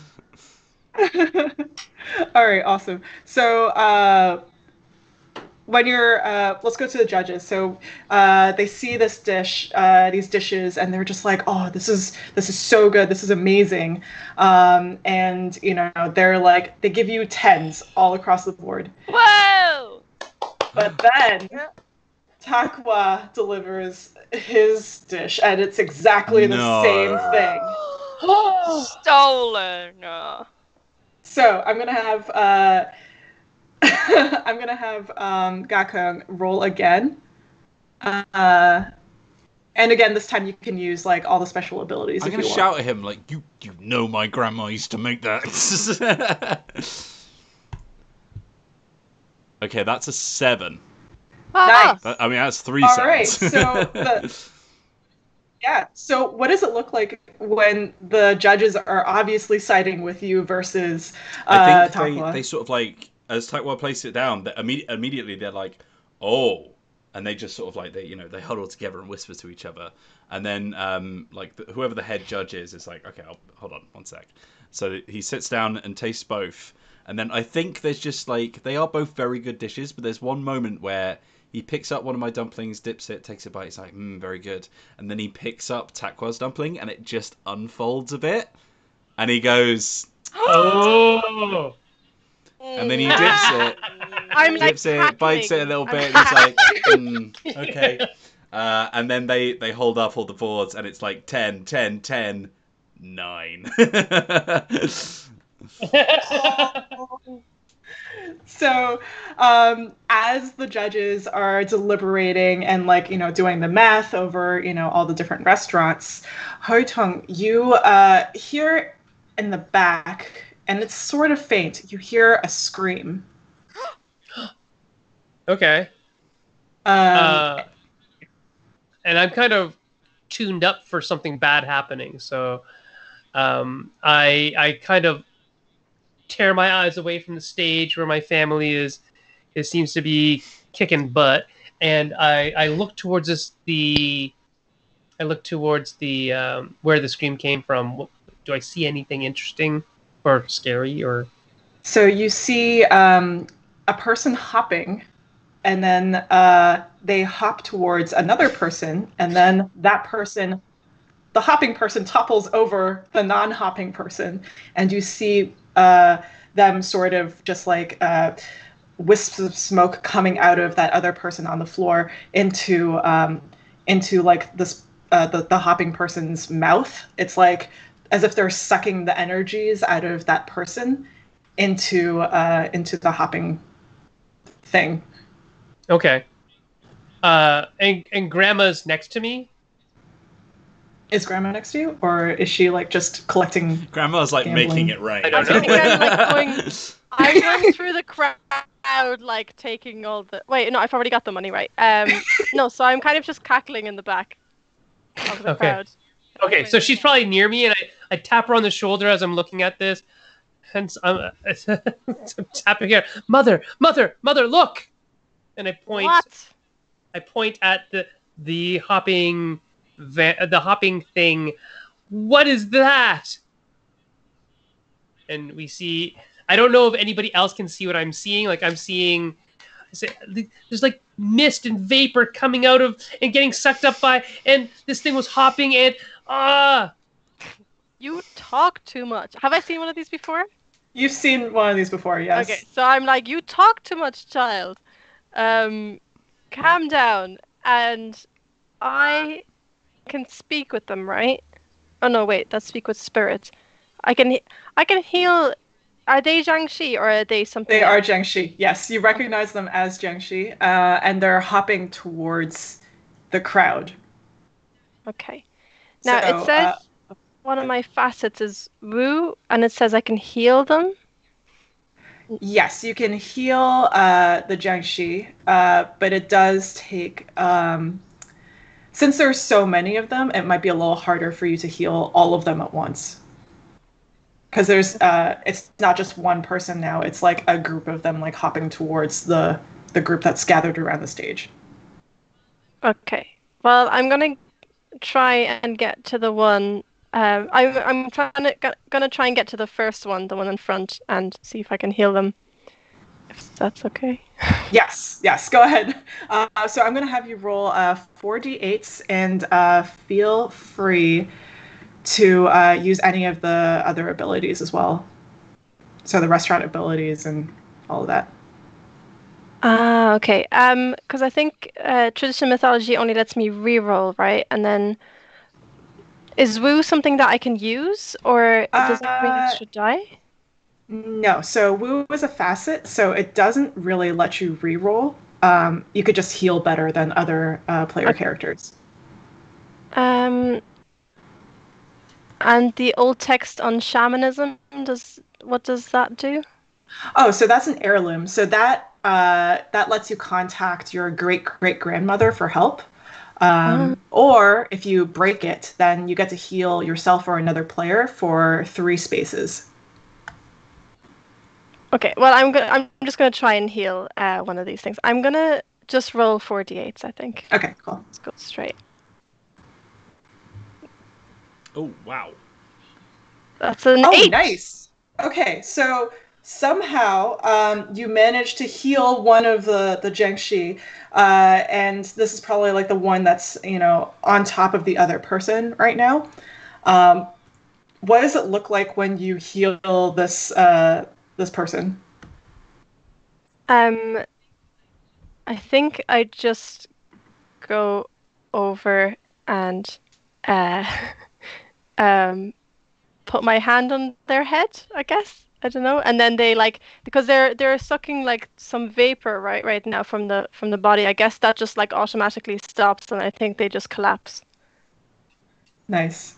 All right, so they've fallen over, and they've been healed by you as you're like doing this thing. Unfortunately, you've healed one person, but now there's like a whole, stampede, not like a stampede, but like a whole group of them that are hopping towards you and the rest of the stage and the group. So some people are starting to realize what's going on. Meanwhile, on the stage, Gakeng and Xiaoyi, do you see what's happening? I'm like, I don't know if they've like awarded me some kind of prize, but I'm literally just like looking at my own reflection in it. If so, I'm just like, oh, proudest moment of my life, and I'm like reaching out to Xiaoyi and be like, why aren't you prouder? Come here now. I think as they're about to say like, and the winner is like, just as they're about to say that, there's like screaming, there's like people just like knocking other people over, like a whole bunch of hopping. Yeah, I think Xiaoyi is like nudging her dad, being like, Dad, I think there's something going on over there. Fanning through the cards where I've written my acceptance speech. I'm like, oh yeah, no, actually, I'll put this one first. I'm like, yeah, one second, Xiaoyi. Yeah, no, okay, and then. Why is everyone screaming? Why aren't they applauding? They're so excited for you. I think I can see Mum and Grandma down there. God, what have they done now? I think Xiaoyi's gonna like run and jump off the stage and like go over to her mum and grandma and just be like, what's going on? Are the Jiangshi something that anyone can see, or is it like you have to have? Okay, all right. So it's not like the spirit vision where only certain. Yeah, people can. anyone. Yeah, they're like literally like hopping bodies, okay. like people can turn into them. So regular people among the audience, they're probably already turning into Jiangshi. So I think like. As I see you running away, you're like running towards Mum and Grandma, right? So I'm like looking at you run away, still a bit of confusion, and then I see like these weird hopping things, and like people are screaming and running away from them. I'm like, oh no, Xiaoyi, wrong way.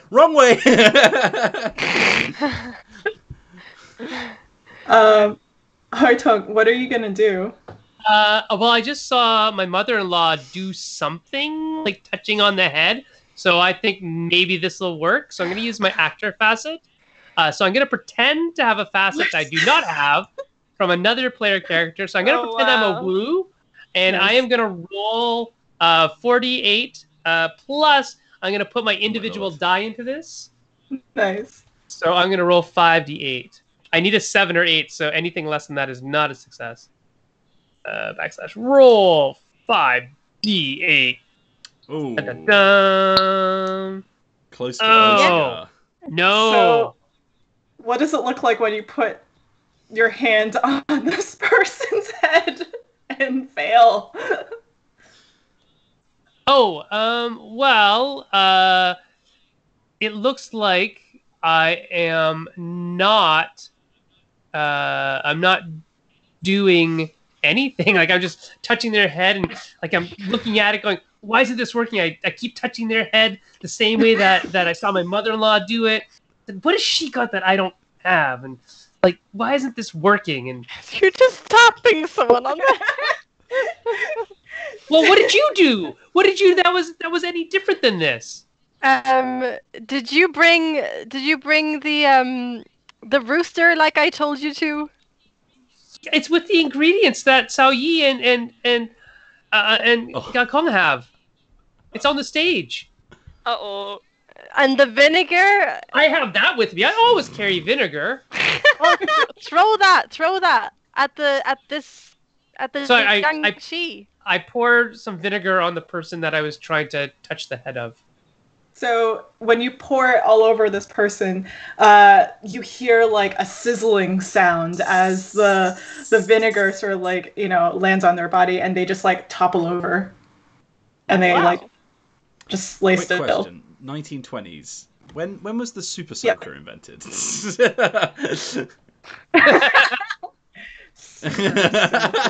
Invention. Not the 1920s, that's for sure. 1989. So close. Yeah, quite So a way close. off, I'm afraid. Yeah, I think we're just gonna have to deal with the bars for now. Cool. So, I turn around. I would like to turn around to look towards the stage, and I guess I'm seeing my granddaughter and son running towards me, and I say, "Get the rooster! Get the rooster!" What? Sorry, what? You want me to get the what? The I say this in Cantonese also, by the way, I should say. So I'm gonna have you roll, and I'm not sure you would probably know the word for rooster. Yeah, my understanding I guess is if I'm- 2. Oh, your understanding's not bad. Okay, so I would have you roll. Roll 4d8s. Okay. Oh, that's Oh, yeah. Oh, you know You it. understand. Oh, yeah. Rooster. Yeah, I know that one. All right. Oh, you want me to get a rooster? Get the rooster, go! Okay, And okay. I yell, it's in the box with all the other ingredients. It was the one that was clucking. Sam is like so stressed out by this. She's like, okay, and she runs into the restaurant, into the storage area. Is it not on stage? It's on stage, Yeah. actually. Oh, Yes. so sorry. She runs back to the stage then. I'm like chasing after you, so like you and stop for a tries second and then to- run back, and I'm like, oh, what? No, what? And she tries to listen out for the clocking. Cool. And I'm gonna say that you find it. So you find what was it in again? A vase? A box. It's in Or a just box. Yeah, Okay, yeah. In a box. Okay, so you find the clucking box, and you open it up, and the rooster pops its head out. And it's just like, what's going on? There you are. For some reason, my grandmother really wants you. So I'm gonna reach in there and like take out the rooster and hold it. I don't know. Like I've held a chicken before, so like hold the body like that, and then just like run back to grandmother with this cockerel. He's pretty calm. He's just like, nothing's phasing him. It's okay. Everything's very fine. Chilled out chicken. Okay, she'll run back to grandma and be like, "There you go, rooster." So, Grandma Wong, you know that in order for this, that first of all, this is a Jiangshi thing. all these people that are turning into these hopping things. They're actually Jiangshi. So the one way to stop it from happening is to seal the hellmouth that has opened up accidentally. So you might have to go to the site of the meteor. Okay. I will turn around. I will tell Julia to make sure everyone has to go to the restaurant and get all the vinegar she can carry, and make sure that Howard and Sam have like at least a bottle each. And I will start going towards the. Wait, do I have any vinegar? I will take the rooster from Sam, and I will go towards where the comet or whatever the thing happened, where the hellmouth is. Nice. All right. So let's go around, and I'm going to ask each person, what are you carrying right now? Whether it's like a bottle of vinegar or like a rooster or what have you. Is there an ice cream parlor anywhere nearby with all these restaurants around? I'm sure there's got to be Was ice cream a big thing back then? I know it's a thing. I don't know if it was like a big thing. I think it's been a thing since the early 20th century. I mean, I would just say that with the number of Asian people who are lactose intolerant, it's probably not a thing. Yeah. In that area. Yeah. But it probably. What do you want? So what from I want ice cream? You know those scoops they use to get the perfect ice cream scoop? I feel like you could like dunk that and sort of launch like vinegar. Do you know what I mean? Oh, we have ladles. Yeah, that's ladle. Ladle would also do. That's a very good point. That does not seem like the Well, no, best because choice ladles are given very the big, so it depends on how situation. big the bottle of vinegar is. You can get a small ladle. Or like a soup spoon. I'll get like a soup spoon and then like a big bottle of vinegar. Yeah, there we go. Yeah. And then I'll just sort of use that to like hurl. The way your mind works. He really wants a I super just soaker. desperately want a super soaker. I think in my head I'm like, God, there's got to be a better way. So Gakai, what does it look like? Are you like, do you have bottles of vinegar on your belt, or like, are you? So I've how are got you my carrying like this? apron that I always wear, like when I'm working in the restaurant, and it's got one of those big sort of like pockets like you'd have on like dungarees or something. So I've just got like a couple that are just loosely hanging out of that I'm trying not to drop. One in one hand, and then like a soup spoon in the other, just sort of like trying to pelt it over to the rest of the group. Nice. And Hoitung, what are you carrying with you? I've gone to every table, and I've taken all the individual little bottles of vinegar from them, and also have a bunch of the little bowls. If you guys have ever seen like the little dipping bowls that we have, I have a bunch of those, and I'm going to like load them up and like throw them at people like throwing stars. But they're bowls of vinegar. Bowls of vinegar. Dealing a poker hand. Wow. Yeah. And Saoyi, what are you carrying on you? I think Saoyi is a bit like, is this a thing or is this a grandma thing? So I think she will probably get like a relatively easy to carry bottle of vinegar, and I think she's gonna grab a knife as well. Just because, like, to her, logically, like, the way you can deal with danger is stabbing. Have you still really. got the rooster? Oh, okay. I have the rooster to rooster. Grandma, yeah. Okay, so Grandma, what do you have on you? So I have got the I took it off Sai. I'm carrying the rooster, and I think like I always have like a pocket like full of rice as well, dry rice, because I'm just I guess I'm like, because I'm aware of this stuff anyway. I think I'm just the whole thing with me going into the kitchen earlier. Like I just always make sure to have like some rice with me, because I just always think that that's like the best. That's my go-to thing when I think there's danger. Is I throw rice at it first. Nice. It's like people Yeah. throwing salt over their shoulder, right? Yeah. Yeah. I throw rice at the problem; it'll go away. Awesome. So you're all headed down to the meteor site. As you're walking down, Moonlight catches up with you, and she's just like, "Hey, can I come with?" Can you throw vinegar? Sure. I hand her a jar of vinegar and a soup spoon. Do what your uncle is doing over there. Training. She's just like copying what you're doing, and just like, okay, I think I got this. I love how she just accepts. Of course, she just accepts. Like, she's so weird. Like, oh yeah, I'm into this.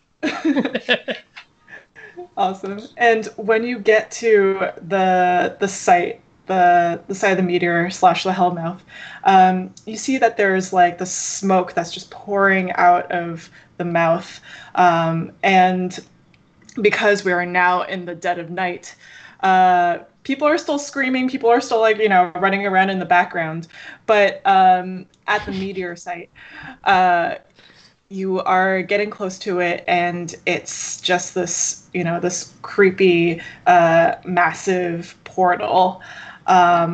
So one thing that you can do, and Grandma Wong, you would know about this, is that you can put an enchantment onto somewhere near the site itself so that you can seal it. So the enchantment would require all of you to come together as a family and say a sentence or make up a phrase or a sentence or like a word that best defines you as a family unit. And then once you make this thing, you place it on top of the hellmouth. So mechanically speaking, I'm going to be counting down backwards from 10. If you can think of a sentence or a word or a phrase or something before I count to, end the timer, then it works. But if you don't, then it doesn't work. Okay, great. No pressure. So I'm going to just let you know. I'll start counting whenever you're ready. Like if you want to do this thing or if there's anything else you want to do beforehand, you can go ahead and do it. Do we want to do anything beforehand? Maybe, I don't know, hold hands or something? Like how much do you know trust Grandma right now with all this stuff? I've seen her work magic. I'm trusting her. I think Sagi's a bit like, I'm not sure about all this, but also everyone else seems to be into it, so I guess I'll just go along. I think maybe Saoyi looks to me for sort of like, not guidance, but just sort of like, what's Dad doing? And you notice I'm sort of like muttering under my breath as I'm like clutching the vinegar. And you're like, what was he? Is he saying a prayer or something? And then you sort of lean in, and he's just like, and I want to say a big thank you to my mum for always helping us throughout the. No, I'll skip that line. Wow. Our acceptance speech. Okay. Yeah, gotta practice it just to be sure. Yeah, I think I'm just like, kind of like ushering everyone along. Like the sooner we do this, the sooner this'll all be finished. Okay, well, why don't we have Grandma start us off then? All right, so I'm going to start counting backwards from 10 now, and then you can sort of think of like a phrase. So I'm going to be counting backwards in my head. Oh, okay. No! So we need to think of a phrase that binds the family together. Listen to Grandma. Yeah, always listen to Grandma. Always listen to Grandma. I'm okay with that at this point. Is that the phrase that you want to use? Yeah. Sam, you're good with that? I mean, I don't think it fits in with Sam's idea, but I think Sam is quite happy to go along with the rest of the group because Sam's not really sure about any of this anyway. So always listen to Grandma, especially in situations where you don't know what the hell's going on. All right, so let's go around and describe what it looks like when you say this family motto, and what's it look like for Grandma when she pins this thing down. So are we saying it in turn, or who are we starting with? In unison? Okay. Oh, in turn. Sorry. So whoever wants to start, like, go ahead and describe like what it looks like. Sam, if you're confused, I think Will? I say. always listen to Grandma, and then I just sort of like look at you like, just say what I'm saying. Don't worry, it's fine. Okay. So Dad says always listen to Grandma, and I'm like, always listen to Grandma. And I'm gonna say as we're saying it, and Grandma's actually writing it down on the piece of paper with her beautiful handwriting. You know, her claims of arthritis are like, just a way to get out of doing the heavy lifting. Oh yeah, I guess. big time. Yeah. But it's like the energy and the conviction with which we're saying always listen to Grandma is kind of like getting filtered into her words, and the lettering is like glowing on the paper as she's writing it down, and she kind of puts the final like flourish on the last character, and you see the paper kind of like almost like writhe with energy, and it's flapping in the wind, and all the wind is howling around us as she reaches up and she's ready to pin it on the meteor or whatever's causing this hellmouth to be open. And then what happens? And Grandma, what does it look like when it seals? Well, what does it look like when it's open? Is it just like a big void, like a big black void in Yeah. the? Okay. Yeah. I think it kind of vibrates for like a few seconds, and you kind of, for a second, I think everyone's a bit worried that I did the wrong thing or that we didn't pick the right thing to say or whatever. And then I think it just like very suddenly just like closes with like, I don't know, with a bang or something, with some kind of noise.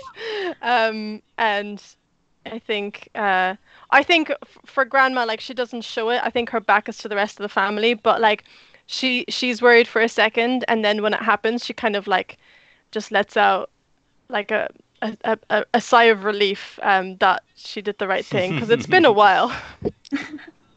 Nice. And once it closes, and it's still vibrating, like there's still like a little bit of like a tiny like bit of an earthquake that's happening, and you see these Jiangshi that are hopping towards you now, towards the family, but then they stop, they fall over, and they wake back up, and they're back to being human, and they're just like, what just happened? I thought we were at the cooking thing. And they're looking towards you for answers. And I think, this is the winner right here. Pointing to my husband. Sorry, the crowd was getting a bit too much. Everyone was asking for tips on how to cook, and yeah, it was.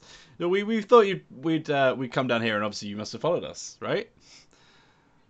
I think I kind of step over them and go, "Get off the floor," and I walk away, just like disgusted with them on the floor. Oh wow. And so one of the judges is just like, and one of the judges actually followed over as well, and they're just like, "Wait, are you the winner?" Decided that you personally. Oh, well, we must hear a speech. Of course. Should we go back to the stage? Okay, fine. No, let's just do it here. Oh well, I mean, I didn't have anything prepared, but thank you so much, everybody here, for this amazing award. This restaurant is really important to me and my family. It always has been and always will be. Of course, when Xiao Yi takes over as the manager of the restaurant, won't you, darling? And I just sort of pat your back very hard. She I roll my eyes very hard. I've taught her everything that I know. So, expect that culinary excellence to pass from generation to generation. Suddenly, Xiao Yi interrupts this speech, and she says, "Actually, Dad, I really think that you're an amazing cook, and you've done such an incredible job with the restaurant, and I love you, and I love my family, and this has been such a comfort." Thanks, everybody! Wow, what a lovely speech! Hey!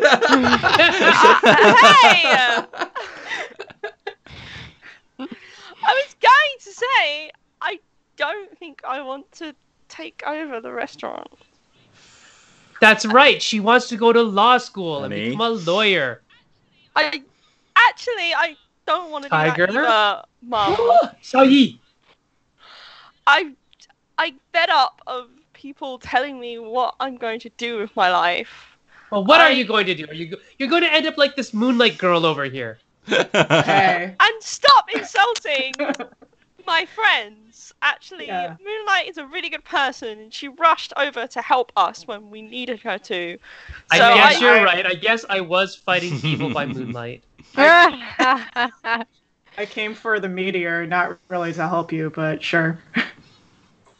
Regardless of what she said there, I want to pursue my own passions. It's like Dad pursued his restaurant, and Grandma pursues her cruise, and you like to pressure me into situations. I really do. I think I say in Cantonese. Like, maybe if you wrote some Cantonese poetry, you would get somewhere. Because I'm assuming you write it in English. Do you? Yeah. Poetry, yeah. Well, Grandma, I'm not that great at writing in Cantonese. I really struggle with it, and I just want to do something that I feel comfortable doing, and I feel comfortable expressing myself through words, and I've got a lot of emotions inside of me. I just need an outlet for them. Okay. Sorry. Calm down. I think he Gokung just sort of like puts his hands on your shoulders and he says, "Look, it's not exactly what I wanted you to do with your life, but if that's what makes you happy, then we'll support you, obviously. Just when you put out your first big poetry book, you sign it as Sao Yi, okay? Not Sam. And also underneath, if you could write just the address of the restaurant, maybe, or oh, we'll figure it out. That means a lot. Aww. So you can always go to law school after you write your poetry. Yeah. Okay, Mum. Law school. So, so let's start ending the game here. So let's fast forward a little bit. So let's say it's been 2 weeks, 2 or 3 weeks after the initial incident, and we're going to go around to each person, and you're going to tell me what your character is doing, how they've changed, and basically just give like a bit of a wrap-up / epilogue for your character. So whoever wants to start. Mm-hmm. I'll start. I think I think I'm pretty much like ready to go on that cruise now. The winnings that I made from that the competition, the gambling money, I made a lot of money because no one was betting on my son. And I was like the only one betting on him. So I made a lot of money, and I'm pretty much like, if I'm not gonna go now, the police are just gonna keep coming around and taking more money. So you're just gonna let us shoulder all of that. Even if I go on a very well, I'll probably be back. But I mean, I'm old. I want to, it's my dream, and now is the chance, and I might not get that chance again. So I think that's where I'm kind of like getting ready to go on a cruise. Nice. Yeah, I think I've changed in like obviously the fact that I think I'm a bit more content because I think a lot of my grumpiness came from everyone just being such a disappointment in the family, and I think apart from Howard, and I think the whole experience with them actually listening to me on that day and helping me close that hellmouth kind of made me see them in a slightly better light, and so it's been a bit more positive. Like, I'm still grumpy in the corner, but I'm somehow slightly nicer about it. You flicked less cigarette butts, people. Right. So I think before you go on your cruise, maybe it's like a couple of days before, you're like writing out the menus, and like you're writing out the first one. I've been standing over your shoulder, and I see you look at the word lasagna at the bottom of the menu, and you're about to cross it off, and I just gently grab your hand, and I'm like, Mum, it's ready. And I place this freshly cooked lasagna in front of you, and you taste it, and if it's all right with you, I think you're actually pretty impressed with it. Yeah, I think I'll put it on the menu. That could be another thing I do. The crushed Doritos is a really strong choice, but I think it adds something. But then there's one last thing that so like you've got the menu here, but just before I go, I grab a piece of paper and I just put it underneath the menu, and I said, would it be all right if you write this in them as well? And you're just like, yeah, fine, whatever, because you're not really paying attention. But when you look back, it's one of Xiao Yi's poems. Oh, this is so wholesome. Yeah, I think Xiao Yi, in the last 2 weeks, I think she's been going out with Moonlight a lot more. She's a bit more confident to socialize with other young people a bit more, and stand up for herself.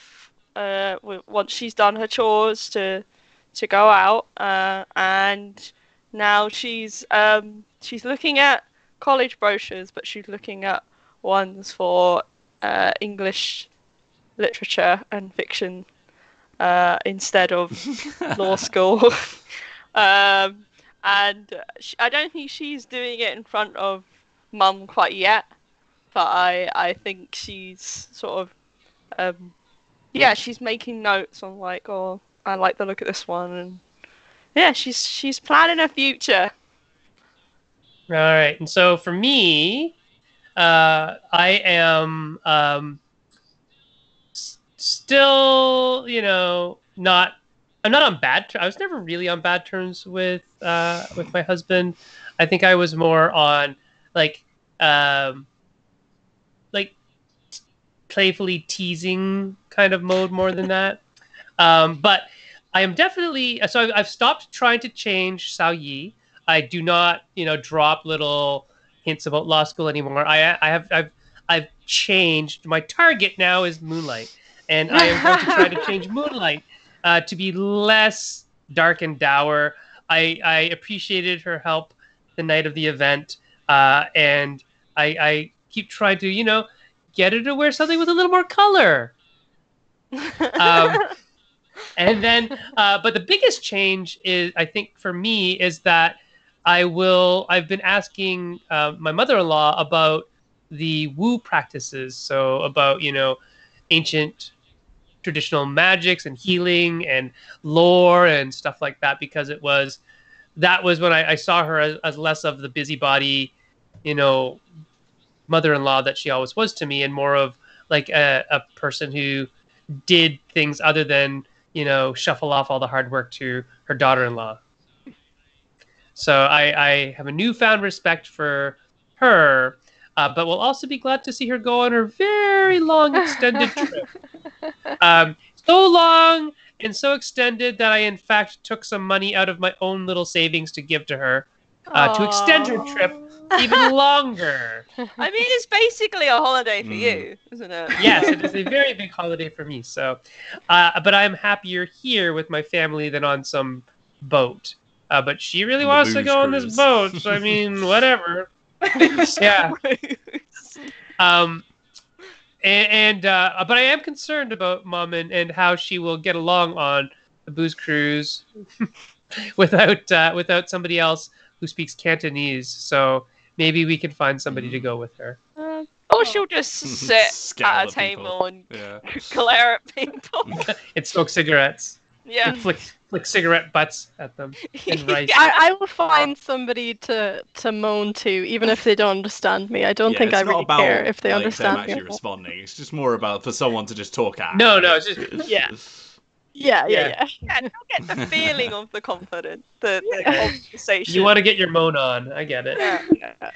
So we see Grandma sitting in the back on the cruise ship, just smoking cigarettes, having the time of her life, and the credits start rolling. And as the credits end, there's one more scene, and it's the rooster. And the rooster has somehow escaped all of this, escaped, the grocer, the restaurant, even the hellmouth, and they've somehow run into the woods. and they've run into the woods, and they notice that there is something on the floor, which is strangely familiar. They start pecking at it, and the more they peck at it, the more this thing sort of like seeps into the ground, and it opens up another portal. Oh, that damn rooster! Stupid rooster. And fade to black, and that's the end of the game. Oh, we're gonna, Oh my we're god, all gonna that was die What an because absolute of the cock. rooster. Am I right? All right. Yeah. Wales!